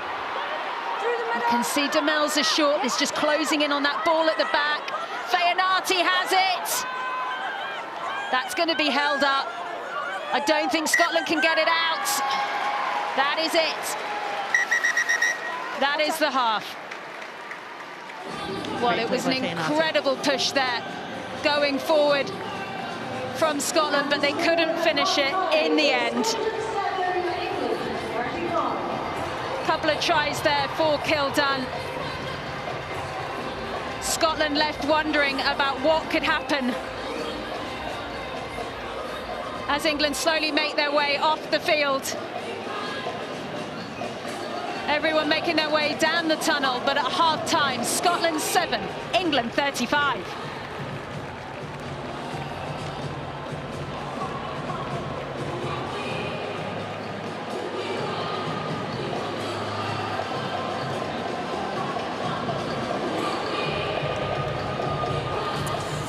Well, it seems whichever number Ellie Kildunn has on her back, she'll exploit space, won't she? Her second score of that half, actually chalking up her 50th try for England. She's on the wing today instead of at fullback, but it's normal service resumed, isn't it, for Ellie Kildunn in a much improved performance by England here against Scotland, and they lead 35-7 at the break. And actually, looking at possession, it's fairly even between Scotland and England here. But you can just see in terms of the carries that Air England are making, when we saw it typified, didn't we, with Maud Muir towards the end of that first half. England just getting more go forward with the ball that they actually have. So, Katie Daly-McLean, we heard England ahead of this game, didn't we? After last weekend, described as sticky, rusty. How would you describe them today? Much better, aren't they? Oh my goodness, it's like Ellie heard Maggie in comms, isn't it? Like, she has come out with a woman on a mission. England are like the England of the World Cup era, where they're smart, good decisions, lots of go forwards, loads of offloads, but smart offloads. A different side, Sonia. Now, Jade, you know Ellie Kildunn really, really well. You played together at Harlequin, so, you know, it was a few eyebrows raised when we saw she was on the wing instead of at fullback, but given the star that she is, she's taken full advantage when she gets the opportunity, hasn't she? Yeah, definitely. And we've seen a stat earlier in that first half. England are playing with less than 2-second ball, so that means that ball is coming out so quickly at the back of the ruck, which means getting that defensive system is so difficult. So it creates the space on the outside because it leaves the Scotland defenders on their heels, so they're having to track back. And then ultimately, when you make a line break, and you can see Rona Lloyd coming in there, she's gone high on somebody running at full pace, and Ellie just has to put the burners on, and then she's in for a solid try. I think what I've loved about this is that England's carries, so they've doubled the amount of carries than they did against Scotland at the moment. I mean, what happened here is Finati makes the break, and that gives opportunity for Kildunn to get in. Like you said, when you add to that the quick rucks, almost Scotland are having to run back, they're having to reorganise, and the space is there out wide. I mean, people were questioning whether Kildunn could do it on the wing, and honestly, she's putting us a show. It's like 2 tries already, and if anything, she could potentially have had 3.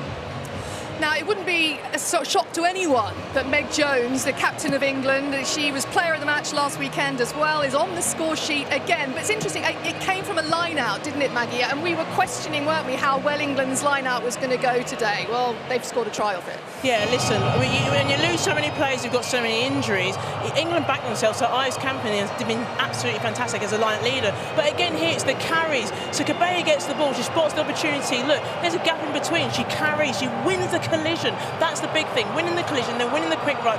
And Jones, look, Jones knows how these players play. She's running off the shoulder, and the pace, her absolute pace. And as a result of that, Scotland just unable to get numbers through. They overchased. Lloyd slips on her feet. I mean, she'd hate to see that back again. But it's been great to see the directness of England, which we didn't see last weekend. I mean, Katie, you've seen it, and you've talked about it, like the lateralness that England have. Katie, there was some criticism of Ellie Kildunn after her performance. She sets such high standards for herself, doesn't she? So if there is a slight dip, people go, oh, it's Ellie, what's going on? And then she's moved to the wing. Her 50th try for England.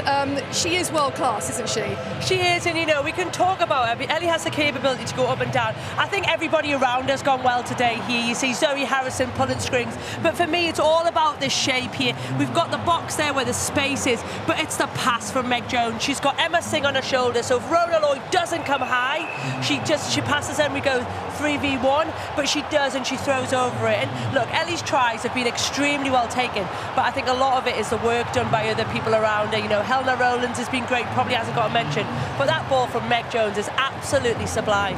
It is. And then Ellie Kildunn scores sorry, it was Kelsey Clifford who then scored the 4th try for England, so they had the bonus point, didn't they?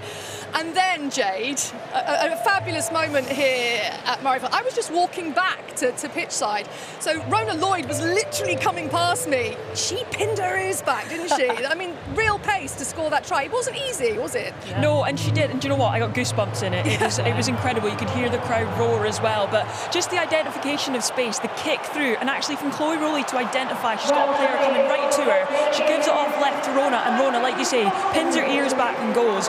And again, execution has probably been the thing from Scotland in this first half. The execution of the kick here is what creates that, whereas previously in the first half, there's 2 being kicked out on the full. It was going to the right areas, but the actual execution of it. So to actually see it paying off with that try from Rona Lloyd is brilliant, and hopefully coming out in the second half, there's more of those moments. Yeah, then Emma Singh scored again for England, didn't she? Converted. I think Zoe Harrison's kicked all her kicks, so England leading 35-7 at the break here. We'll be back with the gang in a little bit. Now, you may have seen there's been a fair few pregnancies announced for amongst a lot of female rugby players of late, particularly the England squad. So we sent Jenny Drummond down to Bristol to meet 2 Bristol Bears in Lark Atkin-Davis and Abby Ward, who are both expectant mums. It's great to sit and have a chat with you, and first of all, congratulations to both of you. Thank you. Thank you. Lark, is your first time. How are you feeling? Yeah, I'm feeling really good, really excited. Like, just feel ready to, be a mum. Your message from before was very much you can do both. You can be a mum and a professional athlete. You don't have to do one or the other. You don't have to retire to then start a family. So what's it like for you, knowing that there's been an impact and a knock-on effect already? It's amazing to just know that women feel like they've got a choice and the option. If I've had any little part in that, then great. Also, maybe a little bit of pressure. I'm like, I hope I haven't catfished them thinking it's easy, because everyone's going to find out it's definitely not easy. A 4th try for England, driven round the corner by Abby Ward. And there is little Hallie, Abby Ward's daughter, cheering on mummy in the World Cup final today. We're 17 weeks after you had Hallie, you were playing your first Prem game. Could you have done any more? I was pretty ambitious with wanting to return as soon as possible and put my hand up to get back in an England shirt, and then knowing that the World Cup was on the horizon as well. What have you learned from Abby?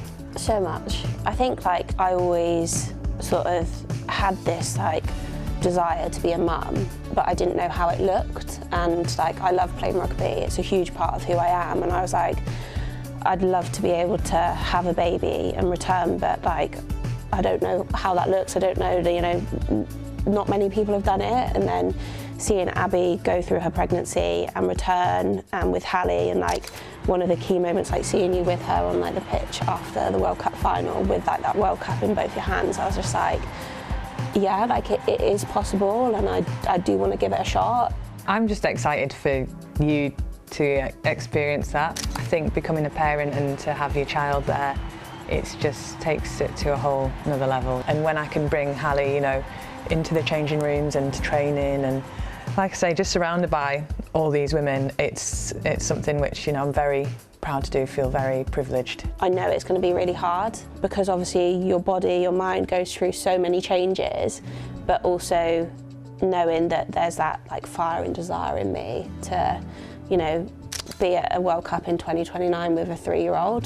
There's big goals that just, I think, drive you forward. Obviously with pregnancy, there are some pressures that come with it, or certainly pressures that women feel. Have either of you experienced that at all, and how do you manage that? Particularly with the first pregnancy with Hallie, I experienced so much, outside noise about, should you be trained? And the first thing that you read when you go to the doctor, so you look online, is when you're pregnant you shouldn't be lifting heavy things. Well, I lift heavy things every day, it's part of my job. I'm going to continue to do that. I think why I definitely feel like I want to speak about it and share it is because that narrative is changing. What women can do and what women are capable of is a huge amount. I put a training day video out, and I was a bit concerned about whether there'd be any negative comments around it. And there was so much positivity about it, and I think it's that women feeling supported, that if they want to train through their pregnancy, they're able to. Women and mothers are capable of an awful lot, so just want to kind of get the word out there. Now, between Katie Daly-McLean and Maggie Alfonsi, there are 6 children. I think they're a little crazy. There we go. How easy do you think it's going to be, particularly for these, England players who are having babies now? They've clearly timed it post-World Cup to get back to the Lions in 2027. How difficult or otherwise do you think that's going to be? I think it's possible, absolutely possible. Abby Ward has shown us what she can do when she got back after giving birth to her first child. I cannot lie to you, it's not easy. Kate, you will know, after my first child, it did take me a while to get back into getting any form of activity. But these women are setting the standards, they're trailblazers. But I've got to take my hat off to the ladies before them. Maxine Edwards, I remember her in England bringing her son in. She needed some childcare support, and we pretty much were all the mums for him. So it just really highlights the fact that with the support, I definitely think they can make it, and I'd love to see both of them on that Lions tour. And Katie, do you think once these children have arrived, that's going to be 4 from the current expectant mums? There's Marley Packer's son at the minute, there's Abby Ward's first. They're going to have to find a creche. Do you know what it is, Sonia? I really hope so, because the role models that those women are to those children, to be involved in that environment from an early age is absolutely fantastic. It's one of the biggest things I love about what's happening in the current Red Roses. Abby Ward said it, how amazing a woman's body is. I don't think it was shown enough. I don't think it was shared enough. These women are trailblazers. So if the norm is that you come into Red Roses, you do your power cleans and you go for your breakfast at 3, who are we to knock it? Who are we to knock it? Thank you very much, Katie. Now look, it's 35-7, isn't it, to England here at Murrayfield. Let's go to Iona, who can give us some inside view as we come closer to the second half. Thank you very much, Sonia. Claudia Maloney-McDonald, I need to ask you, how much are you enjoying this atmosphere just now? Yeah, it's absolutely incredible. I think this has just been the best part of where the World Cup's brought us to. And to be in the Six Nations, to have this atmosphere, like the vibe in the stadium right now is absolutely incredible. So it's amazing. Lisa, how much does it mean to be here and seeing the crowd and feeling this atmosphere? No, it's unreal. I think you can tell by the noise behind us how incredible the atmosphere is, and everybody's having a great time. In terms of England, you can see that strength and depth. What will be the message now going into the second half? I think for this next half, probably a little more of the same, really. I think England can be pretty proud of where they've been. Put more pressure with that kicking boot of Zoe Harrison, put Helen Nelson under a little bit more pressure, I think. All right, Claudia and Lisa, thank you so much. Huge second half to come. Yeah, and don't forget, after we've finished here at Murrayfield, you can watch Wales against France live on BBC 2. That's straight after this one. We've also got some live netball. Loughborough Lightning take on the London Mavericks today. That's from 5:45. Coverage of the World Snooker Championship continues throughout the weekend. You can listen to Leeds United against Wolverhampton Wanderers in the Premier League on BBC Sounds. And we've got boxing this evening from the M&S Arena in Liverpool. Also on BBC Sounds is Ben Whittaker and Brian Suarez go head to head. Jade, Scotland showed that flash of brilliance through Rona Lloyd towards the end of that first half. What might they be saying in that dressing room? How quickly might we see Rachel McLachlan and Francesca McGee? Again, we can look to last week. It was 12-all in the second half when England played Ireland, and I think Scotland will take a lot of confidence from that. They came out firing in the second half against Wales, so I think they will come out firing again today. Scotland are out, so let's go back to the commentary team. Of course, Katie Daly-McLean, Heather Lockhart and Sarah Orchard.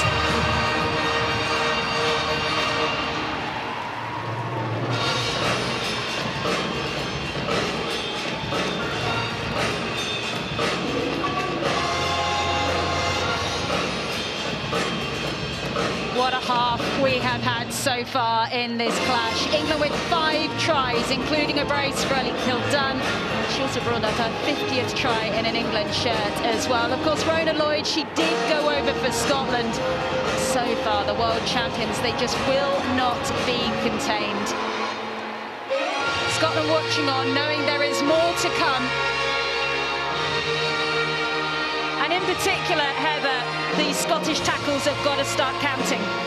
Absolutely, 23 missed tackles, so Scotland will want to shore that up. 9 clean breaks by England. So Scotland need to really shore that defence up and stop those offloads and those clean breaks. Manny Feanate, Sadie Kadea, Maud Muir on the rampage. Great try by Rona Lloyd. Scotland have never scored 2 tries at home against England, so that's the target, and also slowing England's ball down that 1.99 ruck speed. Half-time, Scotland 7, England 35. What has the next 40 minutes got in store? Still a record-breaking day for Scotland with the huge crowd. We'll get confirmation of what the actual number is in this second half. But it's points on the scoreboard that the shirts in blue really want. There, Brebna Holden looking up for forward options.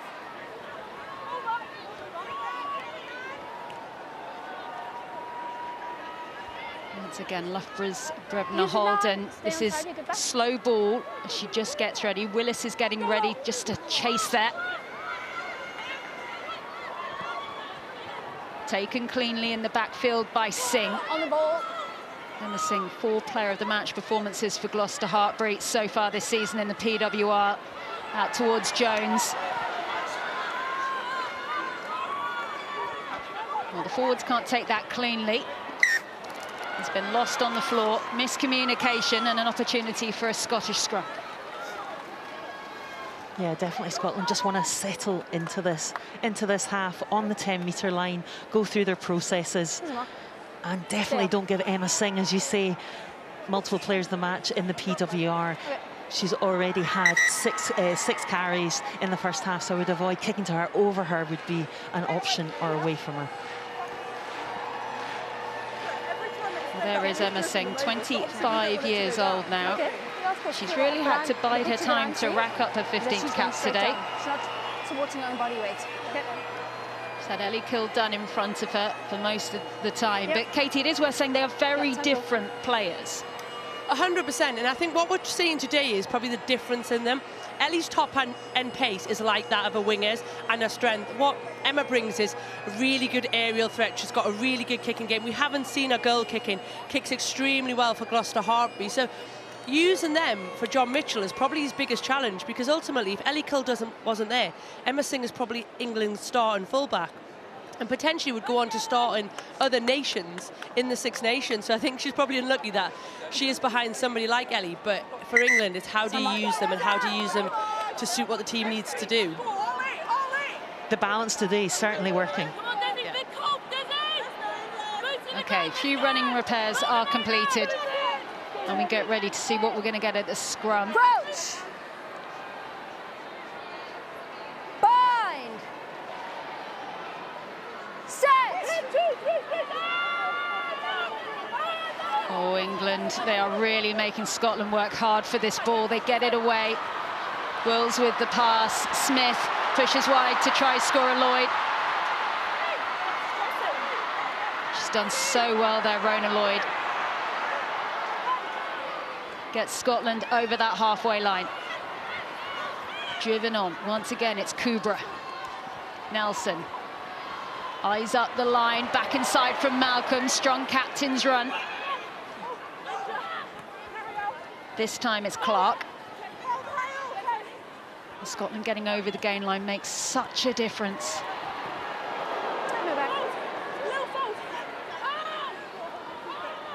Just stuck for the time being on the halfway. Alex Stewart tries to break through. Edinburgh back rower. That was actually Stewart's first carry of the match, and it breaks down in the end for Scotland. Burton goes. We've got advantage here, and we've got a player down. I think it's Evie Willis. Sorry, Evie Wills. She's in a bit of pain there, and the last thing Scotland need is another problem at 13. Yeah, Emma Orr injured last week, and Evie Orr just receiving some treatment there just now. But a good passage of play by Scotland, but again, England's so patient in their defensive sets. Only gave away 1 defensive penalty when they played them at the World Cup. That's exceptional, 4 penalties total. They're patient, and then they take it now. Abby Burton ready to go. Evie Will's been playing at Sale Sharks this season. She moved from Leicester, and she's had some sparkling form at club level. Yeah, she has. Like we've said, she's a very, very competent defender, you know, really understands defensive reads and how she can leave and work with her 12s and her 15s and her wingers. So this will be a huge, huge blow for Scotland if she can't continue. Only her second start today. started last year, had an ACL injury and battled back from that, so showing real resilience. And yeah, making her second start today a real opportunity. She came in with the match ball today, the match ball that was used, the first ever Scottish Women's International at Raeburn Place against Ireland, which they won, and Evie Wills carried that ball with pride and a huge smile on her face. I think there is going to be a change here for Scotland. Sione Fukufuku just sending the messages down to pitch side. They did already call in Holly McIntyre into the Scotland squad after that oar injury. She was playing out in France for Montpellier. She's not involved today, but coming onto the field is Lucia Scott, and they will have to rearrange their back line here. Lucia Scott traditionally plays full-back or wing. We just have to see who slots in at 13. Yeah, absolutely. Lucia Scott, she was making a few runs at centre in the team run yesterday, so we'll just, and it looks like she's slotted in there. We wish our best to Evie Wills as she makes her way off the field as Scott comes on. Lovely try last week against Wales. Bind. Set.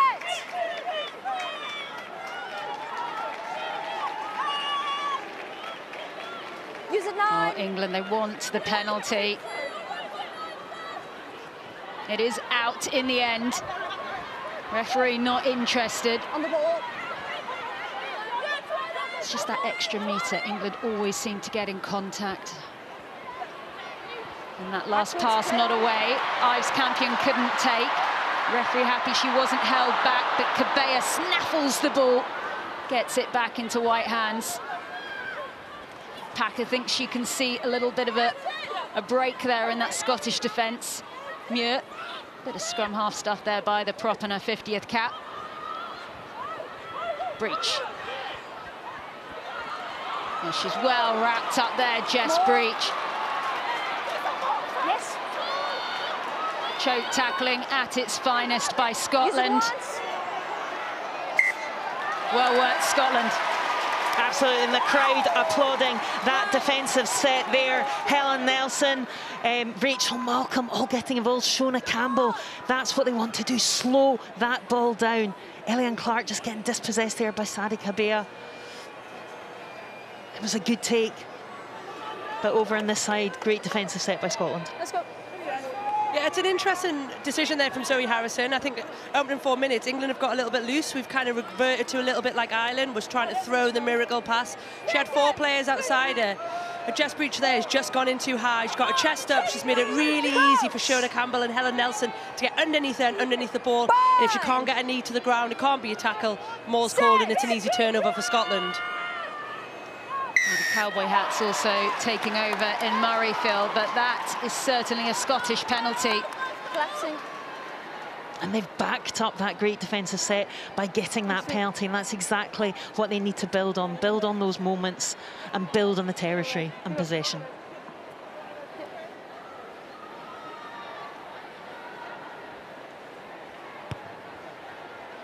Well, Nelson just builds the platform for Scotland there. She is their second highest point scorer for Scotland as we just watch this scrum back. Let's open up, please. Open up your hair. Yep. Who's the first? Ball coming in then by Skeldon.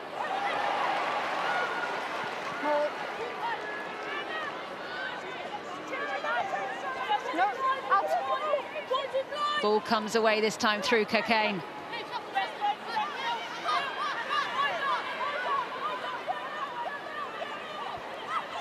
Still English ball, Harrison. Jones. Kildunn out on that wing. Does she get it back inside in time? There's no flag. Muir.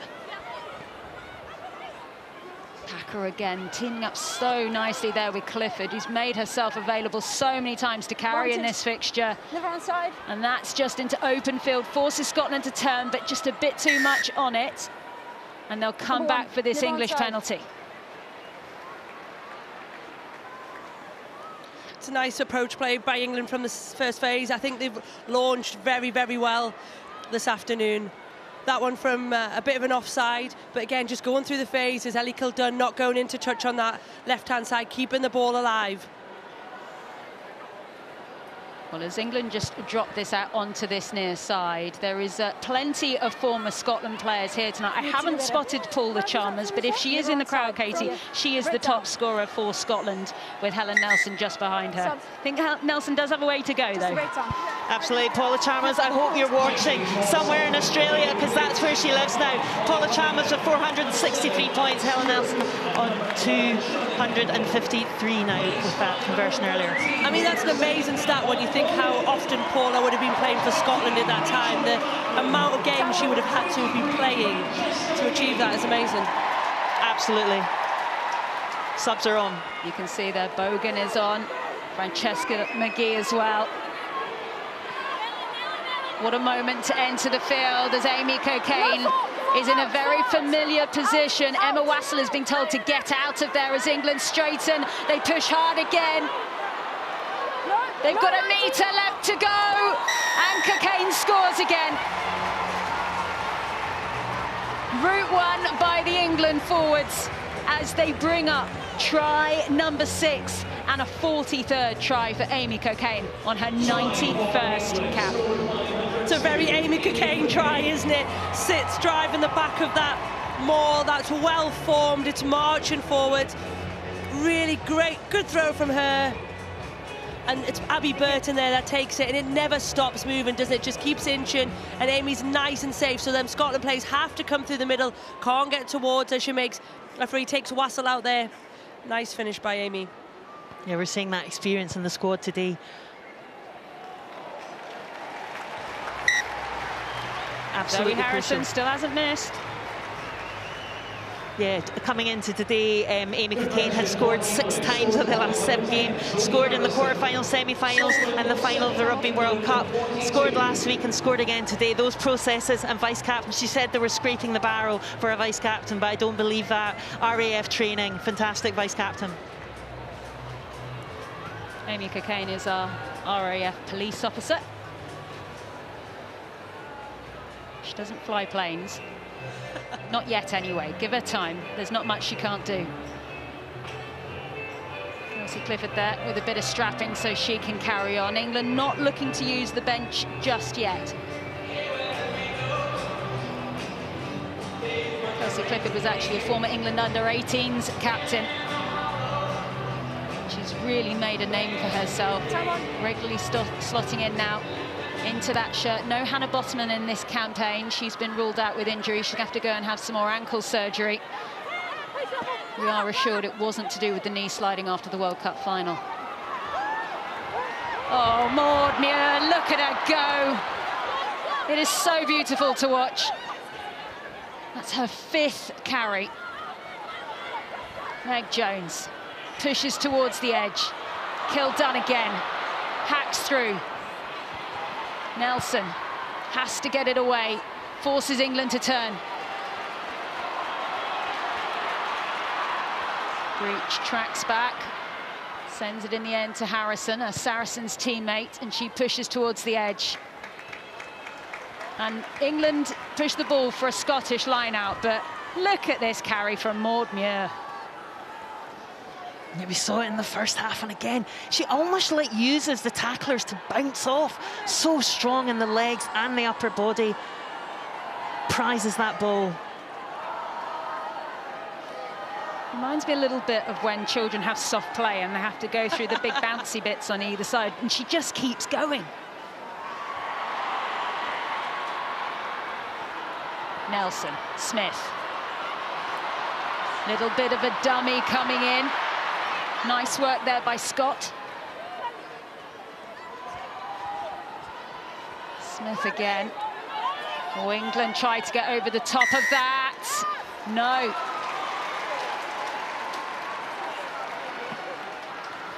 The warning there going against the England captain, Meg Jones. Yeah, I think the turnover was absolutely fine there, but it's Meg Jones hasn't rolled away, hasn't cleared that tackle area, so Scotland are unable to protect their own ball. Therefore, the turnover can't stand. Another good opportunity here for Scotland to get into England's 22. You were fine. Lucia Scott carrying really nicely there, just in the lead up to that. Okay, here comes the cavalry for England, a completely fresh front row. And as Clifford, Cockayne and Muir go and take a seat, you can just see Connie Powell coming onto the field there. There is a number of fans who get to their feet to celebrate Maud Muir coming off the field for her 50th cap. Sarah Byrne, none too shabby a replacement.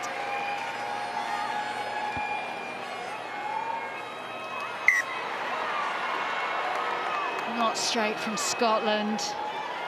They had some problems at the line-out last week against Wales, and that's their third line-out loss today.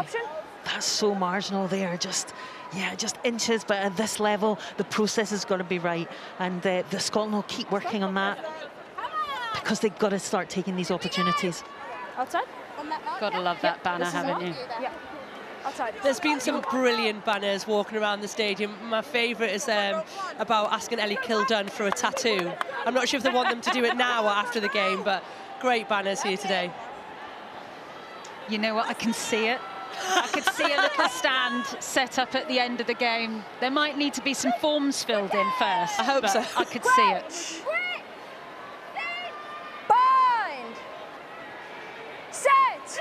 Yeah, Sarah Byrne, the only player to touchdown twice in the Six Nations last week. Advantage. That's a big England scrum, and that's a big statement by the new front row. No, it's been knocked on, doesn't matter, they'll come back for the penalty. 2 tries by Ellie Kildunn as well, just in terms of that stat. But Scotland have got to get the processes right.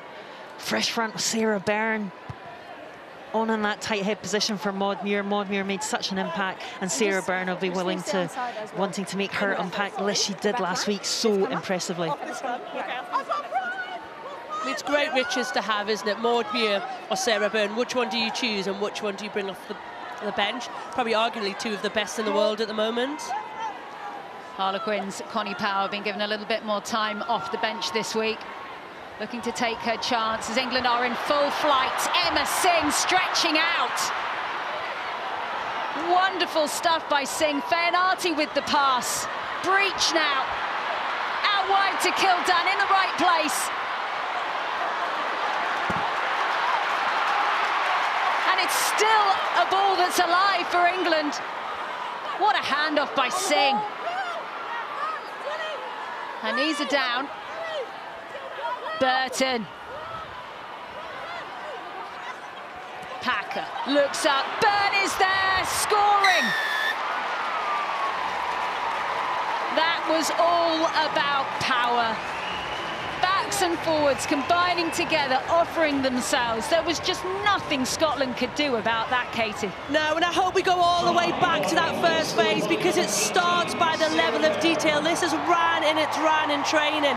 You see it here from the line out the back, short lines. You can track Zoe Harrison and Jess Breach here coming round the corner. It's Emma Singh that provides the straight line and goes in between. And then here it's numbers on your shirt, doesn't matter. Maddie Fainarty played a lovely bit where she comes away from contact.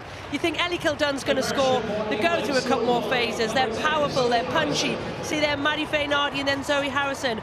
Jess Breach in ears back. Honestly, that try had absolutely everything, and it's the forwards that take the credit, but it's a lovely, lovely bit of approach play from England.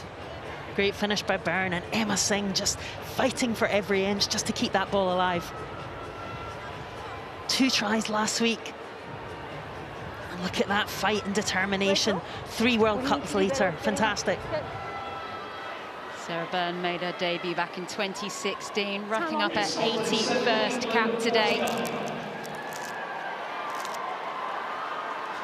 England closing in on the half-century of points.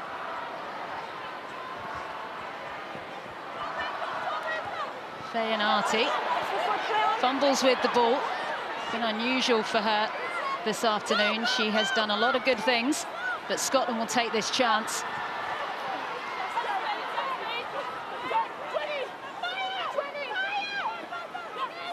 Brebna Holden manages to find Smith, increasingly in that first receiver role. Strong stuff by Clark. Smith again, Skeldon hanging out in that wide channel, the hooker, shoring up the ball. This time Wassell goes down to the ground, playing a rugby now at Trailfinders in London. Popped up ball, oh, that's really nice. Lucia Scott, just with that little snipe round the corner. Advantage. Malcolm. High tackle. What can Scotland do with this? They've got the penalty. Dangerous tackle.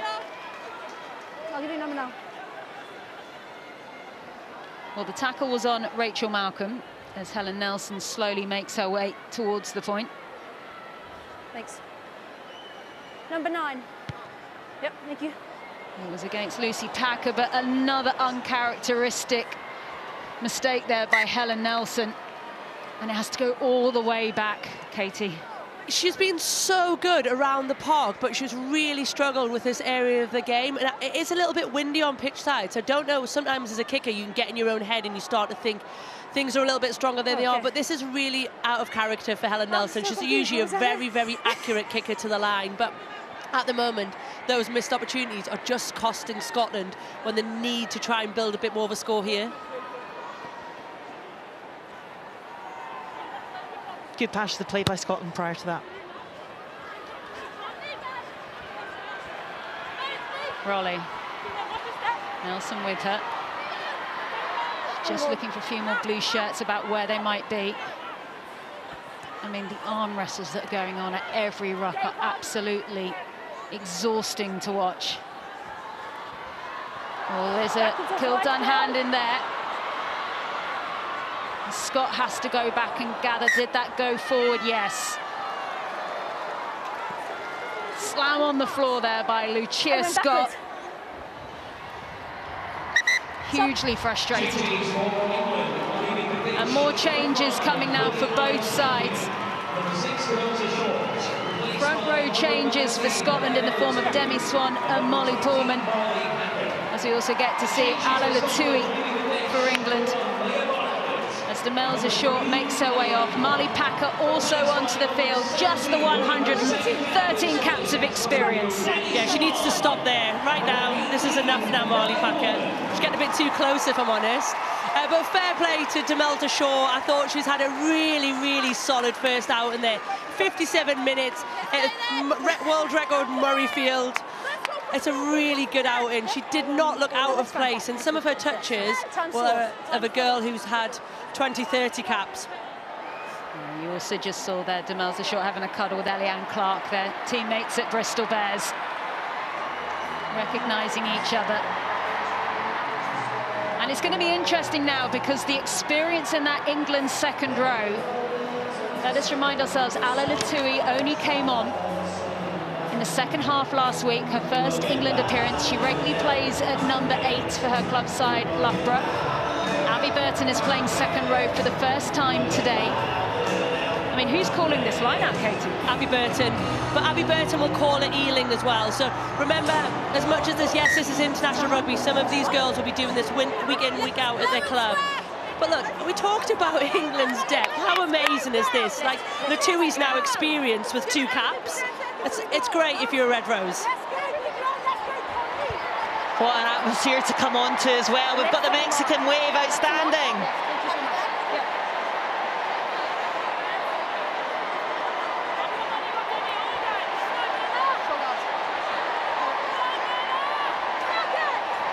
Murrayfield knows how to celebrate.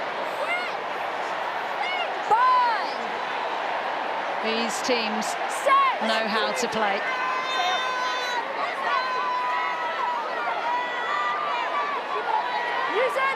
Fenarty, pick up at the base. Packer is there. What's coming from England? Jones holds the ball. Once again, getting in a tangle there with Smith. It's Burton who goes. Fenarty, back inside. Great run coming through, good support lines. Latui, one of the top carriers in the PWR. Still England ball, and it's Sarah Byrne going over for her second. She's only just on the field, and she scored again. Yeah, last week she got 2, this week she's got 2 with, what, 20 minutes to play. But again, it's England's power game. Fenarty, Burton, they just keep coming, and when they come, and Lucy Packer, lovely delay. Again, the hands free there. Connie Powell, great support line again, just fresh off the bench. But it is, you can see the Scotland players are left on the deck here, and then it's easy for Sarah Burns. Quick of thought, quick of action, great body position.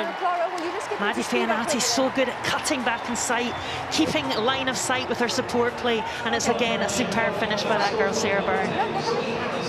The two there, excellent carry, and it's the pick and go and the reach one-handed. Absolute delight. A smiling Sarah Byrne. She only got 4 starts in 2025. She's come to be best known for the power that she can bring off the bench. And they're not rushing to the restart here in Scotland because there's still a little bit of treatment going on the backfield to Rona Lloyd, who I think is going to carry on, but England and Scotland both waiting to make more changes. Now we're going to keep a close eye on who Holly Aitchison comes on for now. If it is going to be Zoe Harrison, she has been immaculate with the boot. Now a change coming there, coming off the field there, Emily Kubra, who has put in another valiant effort, and on in her place you could see Ellis Martin coming on, so they might reshuffle slightly.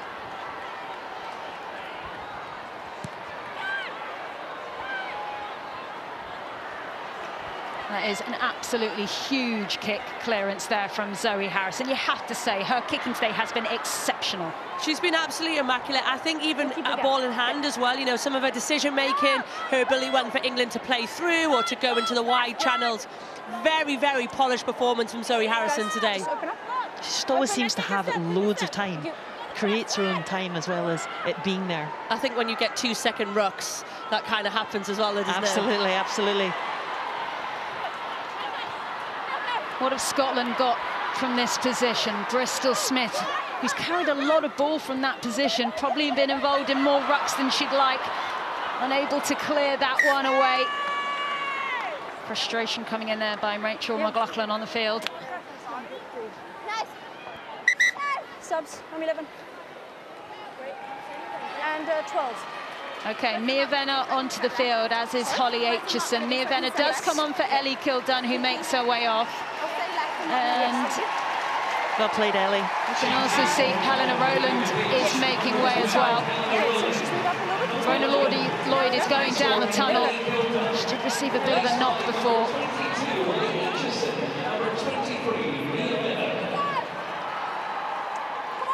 So it looks like Zoe Harrison, she'll remain at fly half for England, with Holly Aitchison slotting in at 12. Crouch! Bind! Set! You just see there, Lana Skeldon. She's on the flank at the moment for Scotland. Rachel Martin at 8. Pushed through there by Singh. Breach is chasing, hunting down Rolly. Fianati with the tackle in the end. As it's turned over ball, here comes Kabea. Big handoff there going in on Bogan. Not held, play on. Eventually she stopped, but she's made a good 15 metres and they've got advantage as well. Huge tackle going in on Breach, but they'll come back for the penalty right in front of the posts. Number 17, not rolling quick enough. And the warning there against Demi Swan. That speed we're talking about there, Katie, is just creating havoc. Sadia Kabea just really just spotting the gaps so well.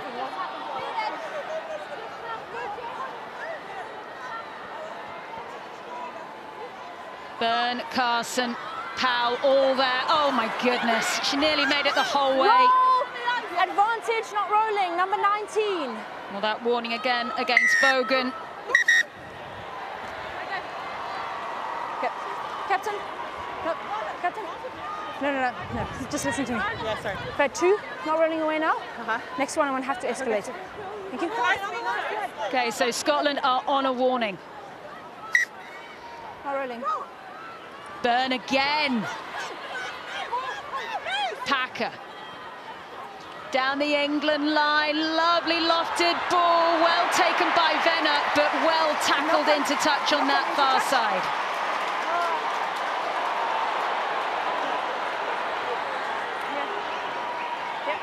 What an opportunity here for Mia Venner. Only her 3rd cap. It's a lofted ball. What a take. But it's a brilliant tackle there by Brevna Holden. Really good tackle. Well, we did find out this week that Leo Brevna Holden, her dad is a Star Wars fan. She did tell us in an interview this week. So the force is with her. Certainly wasn't that tackle as Lucy Packer makes her way off. And we get to see Flo Robinson on now for England, the extra scrum half, only her 2nd cap. She'll be up soon. Of course, Natasha Hunt now ruled out for England for the rest of the tournament. Just hold her.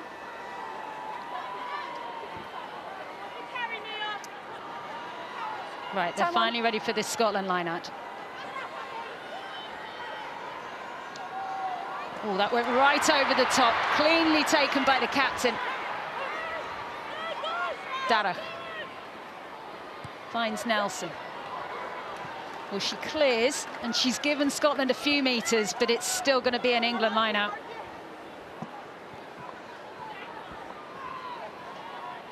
Definitely the momentum here with England.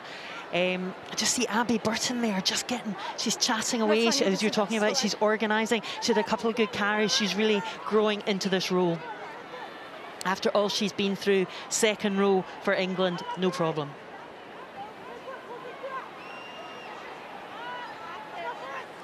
Well, they're just making sure that the call is known. Burton does go up in the end. Robinson manages to get away. Really nice from Packer! Marley Packer! 53 tries now for England, 113 caps. You cannot keep this woman down.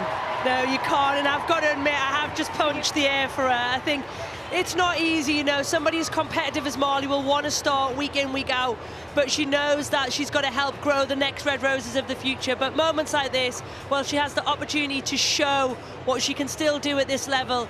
It's brilliant to see. It's a lovely little break by Flo Robinson, and it's what Marley does best, you know. Short line, coming hard, and she still, as an old girl, got the pace to finish. Marley Packer, 9 tries in the previous 5 matches, 2 hat-tricks against Scotland in 2022 and 2023, and there she is, tearing it up today. So difficult to stop, so determined. Good fitness, good finish. Of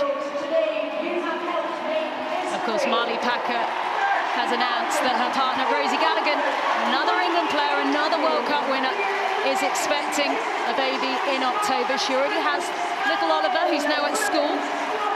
About to become a mum of 2.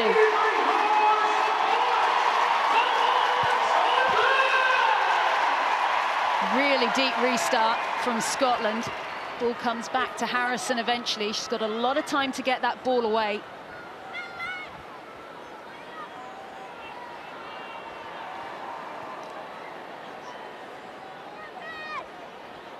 And look at those tackles made and missed. It says a lot that Scotland have got a bit more work to do in that area. Absolutely, but today I think 42 tackles missed, but for sure England have come out firing and their bench are making such an impact. But definitely work to do with Italy on the horizon. They have a list. More to come here though. Okay, Scotland penalty.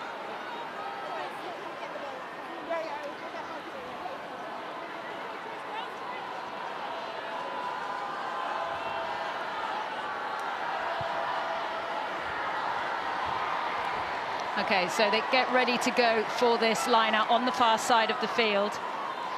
Okay, they don't have World Feed Lazy is the problem. Only I have it.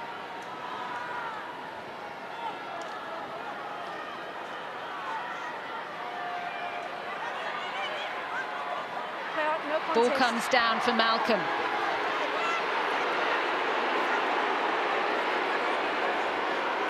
Apologies for any gremlins in the comms.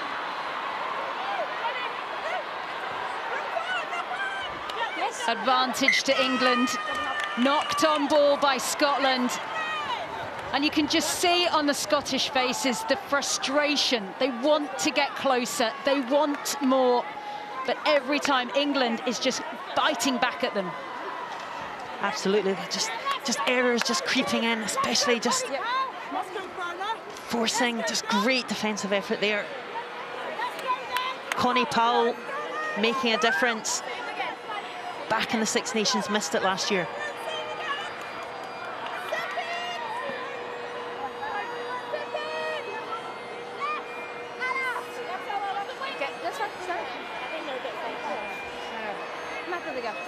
You okay? Yeah. Okay, let's reset.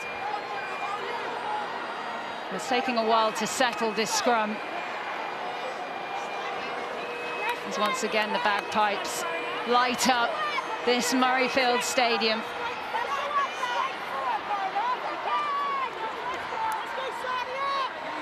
The expectation was never that Scotland were going to come here today and get the win, but they will be disappointed with this scoreline. There's no two ways about it. Feanati, you can just see there, Darach is just trying to slow her down. Nelson ends up in there having to tackle her. They don't want that. They want to make sure she's out in that backfield as Robinson comes in, gets the ball away, and that's another monster kick. Rolly. Well, Rolly clears towards that right side, the Toulon fullback. But again, this is a territory game, and England are winning it. Yeah, it's tough, isn't it? It's the story of the game. Scotland have had an opportunity. They've got into England's 22. They've generally made an error. England have turned over the ball and sent them back to just outside their 22. And I think it's been, like you say, the scoreline they will be massively disappointed with, because actually they're probably closer than that reflects. But if you don't get your process right in the big end, in your defensive end, in your attacking end, it becomes a really, really hard day at the office.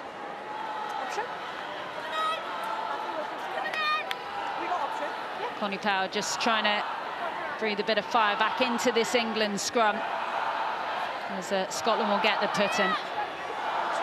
Those kick meters for England nearly double what Scotland have racked up. On the positive side for Scotland, great to see Francesca McGee making her return from injury, as well as Rachel McLaughlin. Fantastic to see them coming off the bench and returning from injury. Francesca McGee, a shoulder injury, and Rachel McLaughlin, a calf injury, so great to see them back in the mix. Francesca McGee really made a name for herself in Scotland at that World Cup. Absolutely. Name up in lights. Everyone was talking about her. Everyone wanted an interview with her. 6 tries at that World Cup, including a hat-trick. Scotland get the ball away through Darach. Smith, crossfield kick. Who can get on the end of it? Oh, just a little bit too much on it. Francesca McGee was chasing, but not to be. And Meryl's face there is just, Meryl Smith, just frustration, just a little bit less juice on the kick. Okay, these are our player of the match contenders, Katie. Yeah, we've gone for predominantly the big girls, you know. It has been a massive power game from England today. Mia Feanati, so good in the loose, the amount of carry meters they've made. I thought Emma Singh has been outstanding from fullback. You know, we haven't seen those performances necessarily from her in an international shirt. We see Gloucester Hartbury, but, you know, 98 metres, 12 carries. She's been absolutely outstanding today. And there she is, racking up more metres as we speak. Flo Robinson, she's running through treacle, but she's making progress. Packer, remember it's Marley Packer on the field now. England lose a lot of ground there. Jones, tackle coming in from Smith.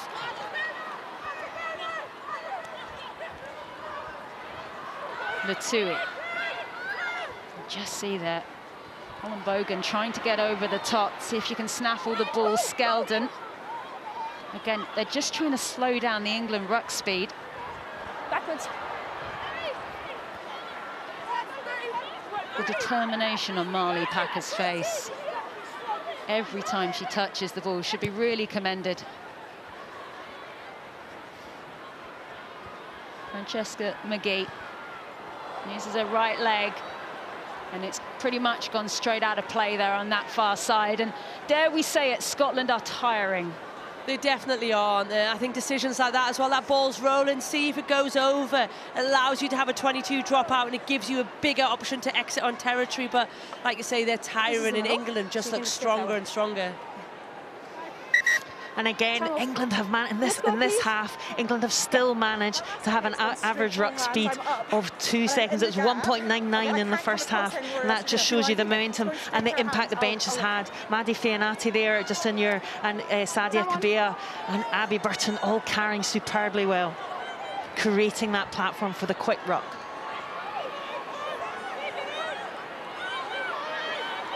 Harlequins, Connie Powell. Robinson, Latui. Only her second cap. Powell again.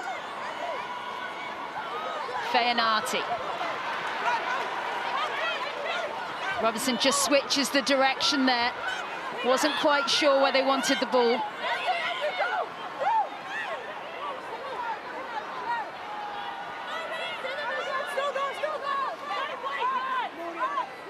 Scotland are doing a brilliant job of slowing this down. England just want to peel round the corner each time.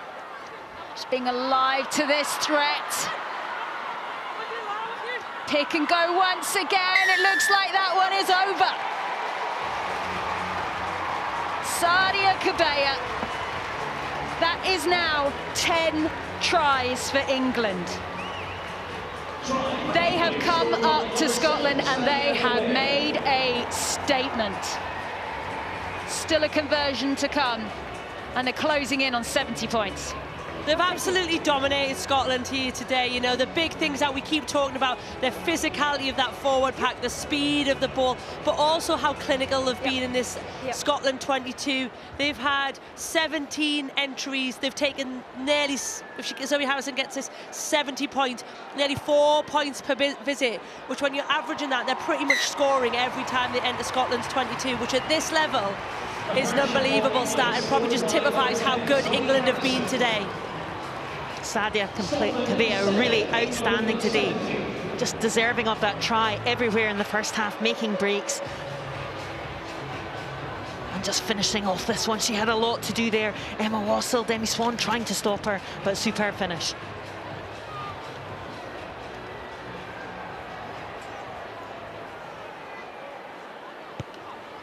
Well, the most that England have scored in a match is 14 tries.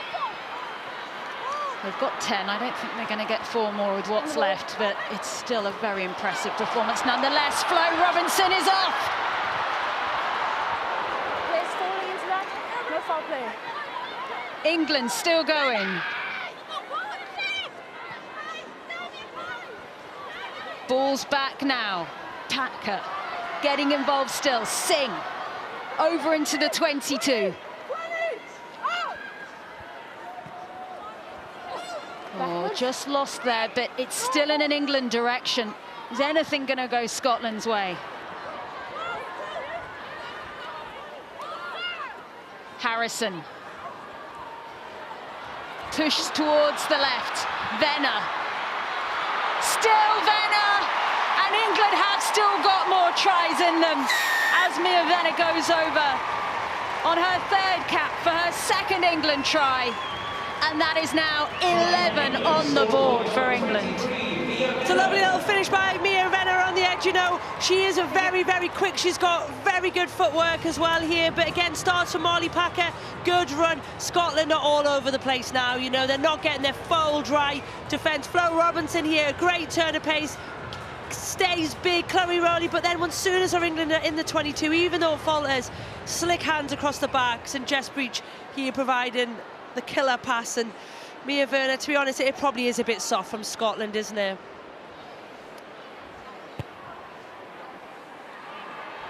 Yeah, Scotland will need to stay tight and regroup and keep working for these last few minutes and taking these lessons into next week against Italy. But Mia Venner, fantastic day for her, only her 3rd England cap. Right, Katie, it's now that time. Who is your Guinness Six Nations Player of the Match?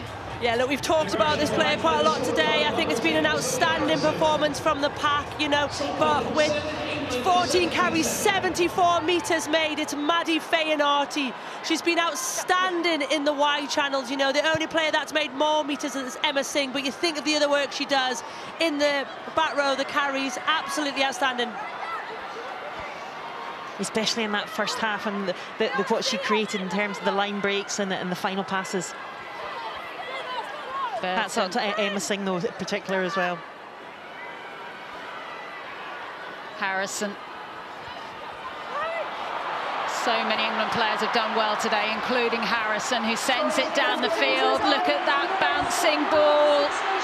It's still in play. It's hacked on by Breach. Can she take? Oh, Venner there.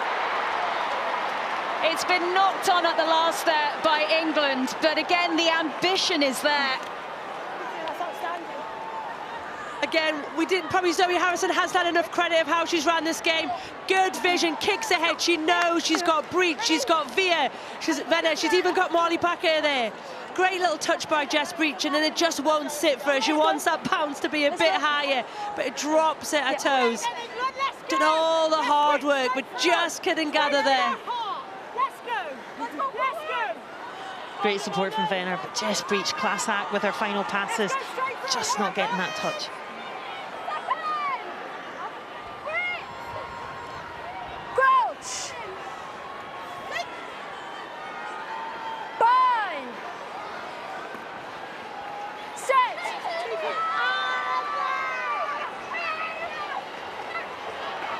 Oh, they've put Scotland through the washing machine there. They get spat out. England get the ball. Feyenarty, look at her pump forwards. Cabea's going again. Is there a Scottish player under that?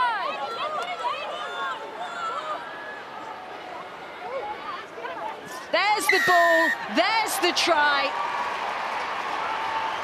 And it's Ala Latui who goes over for her first try in an England shirt, and that scoreline should put fear in every other side in this Six Nations. It really should, and like I say, I don't think it represents Scotland today, but England have been absolutely first class. I can't remember a performance where England have been this dominant physically, tactically, and then at all their set pieces. And do you know what it is? There was a cue there.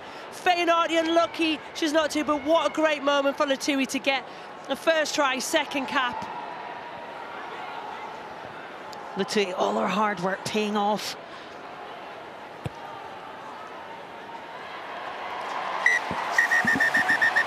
That is it. England win. They are absolutely ruthless in absolutely putting Scotland away today. Latui with the final say. Zoe Harrison 12 from 12 with the boot as well. Scotland will lick their wounds ahead of their match next week away to Scotland. But today has been a day all about the Red Roses. Full-time score, Scotland 7, England 84.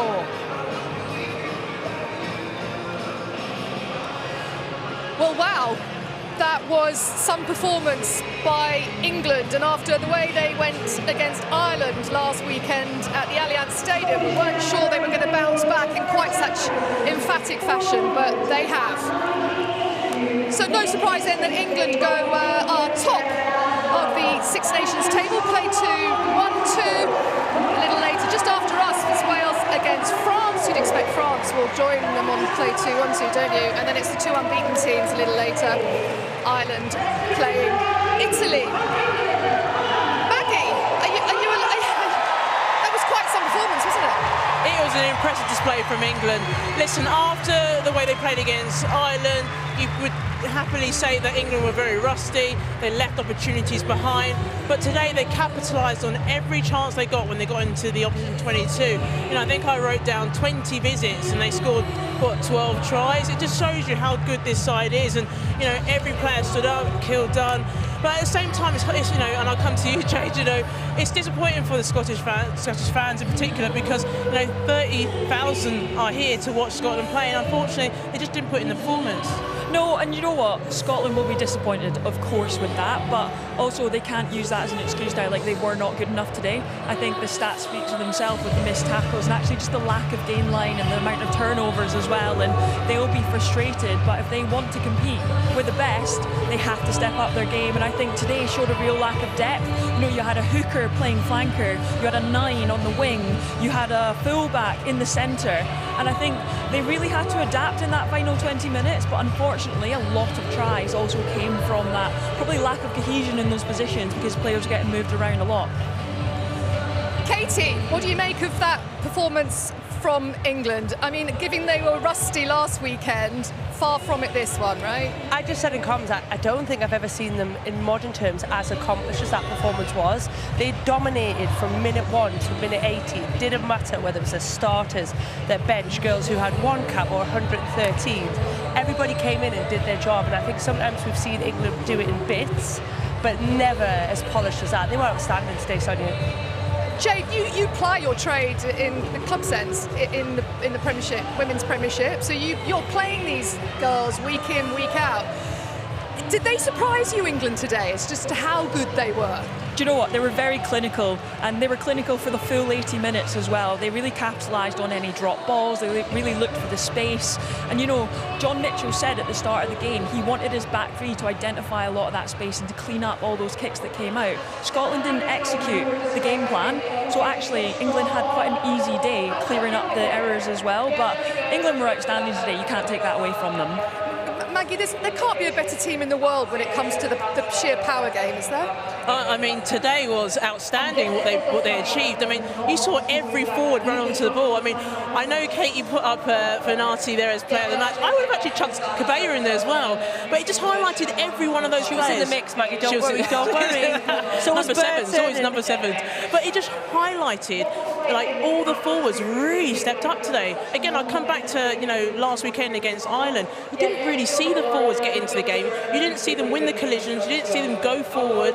If anything, today they absolutely owned it. And I didn't actually see what the stats were in regards to missed tackles. But I think within the 60th minute, it was 50 missed tackles at that point. So it just highlights the fact that this England team have got a really good power game. Yeah, well, England were emphatic, weren't they, Katie? I mean, what will they take forward to next week, do you think? I think the big one is going to be ruck speed. When the ball is that quick, it's absolutely outstanding, and nobody can live with them. Well, up next, Wales host France at the Arms Park, but what about England being rusty? They were emphatic, weren't they? We'll be back next week when they take on Wales themselves in Bristol. Bye for now.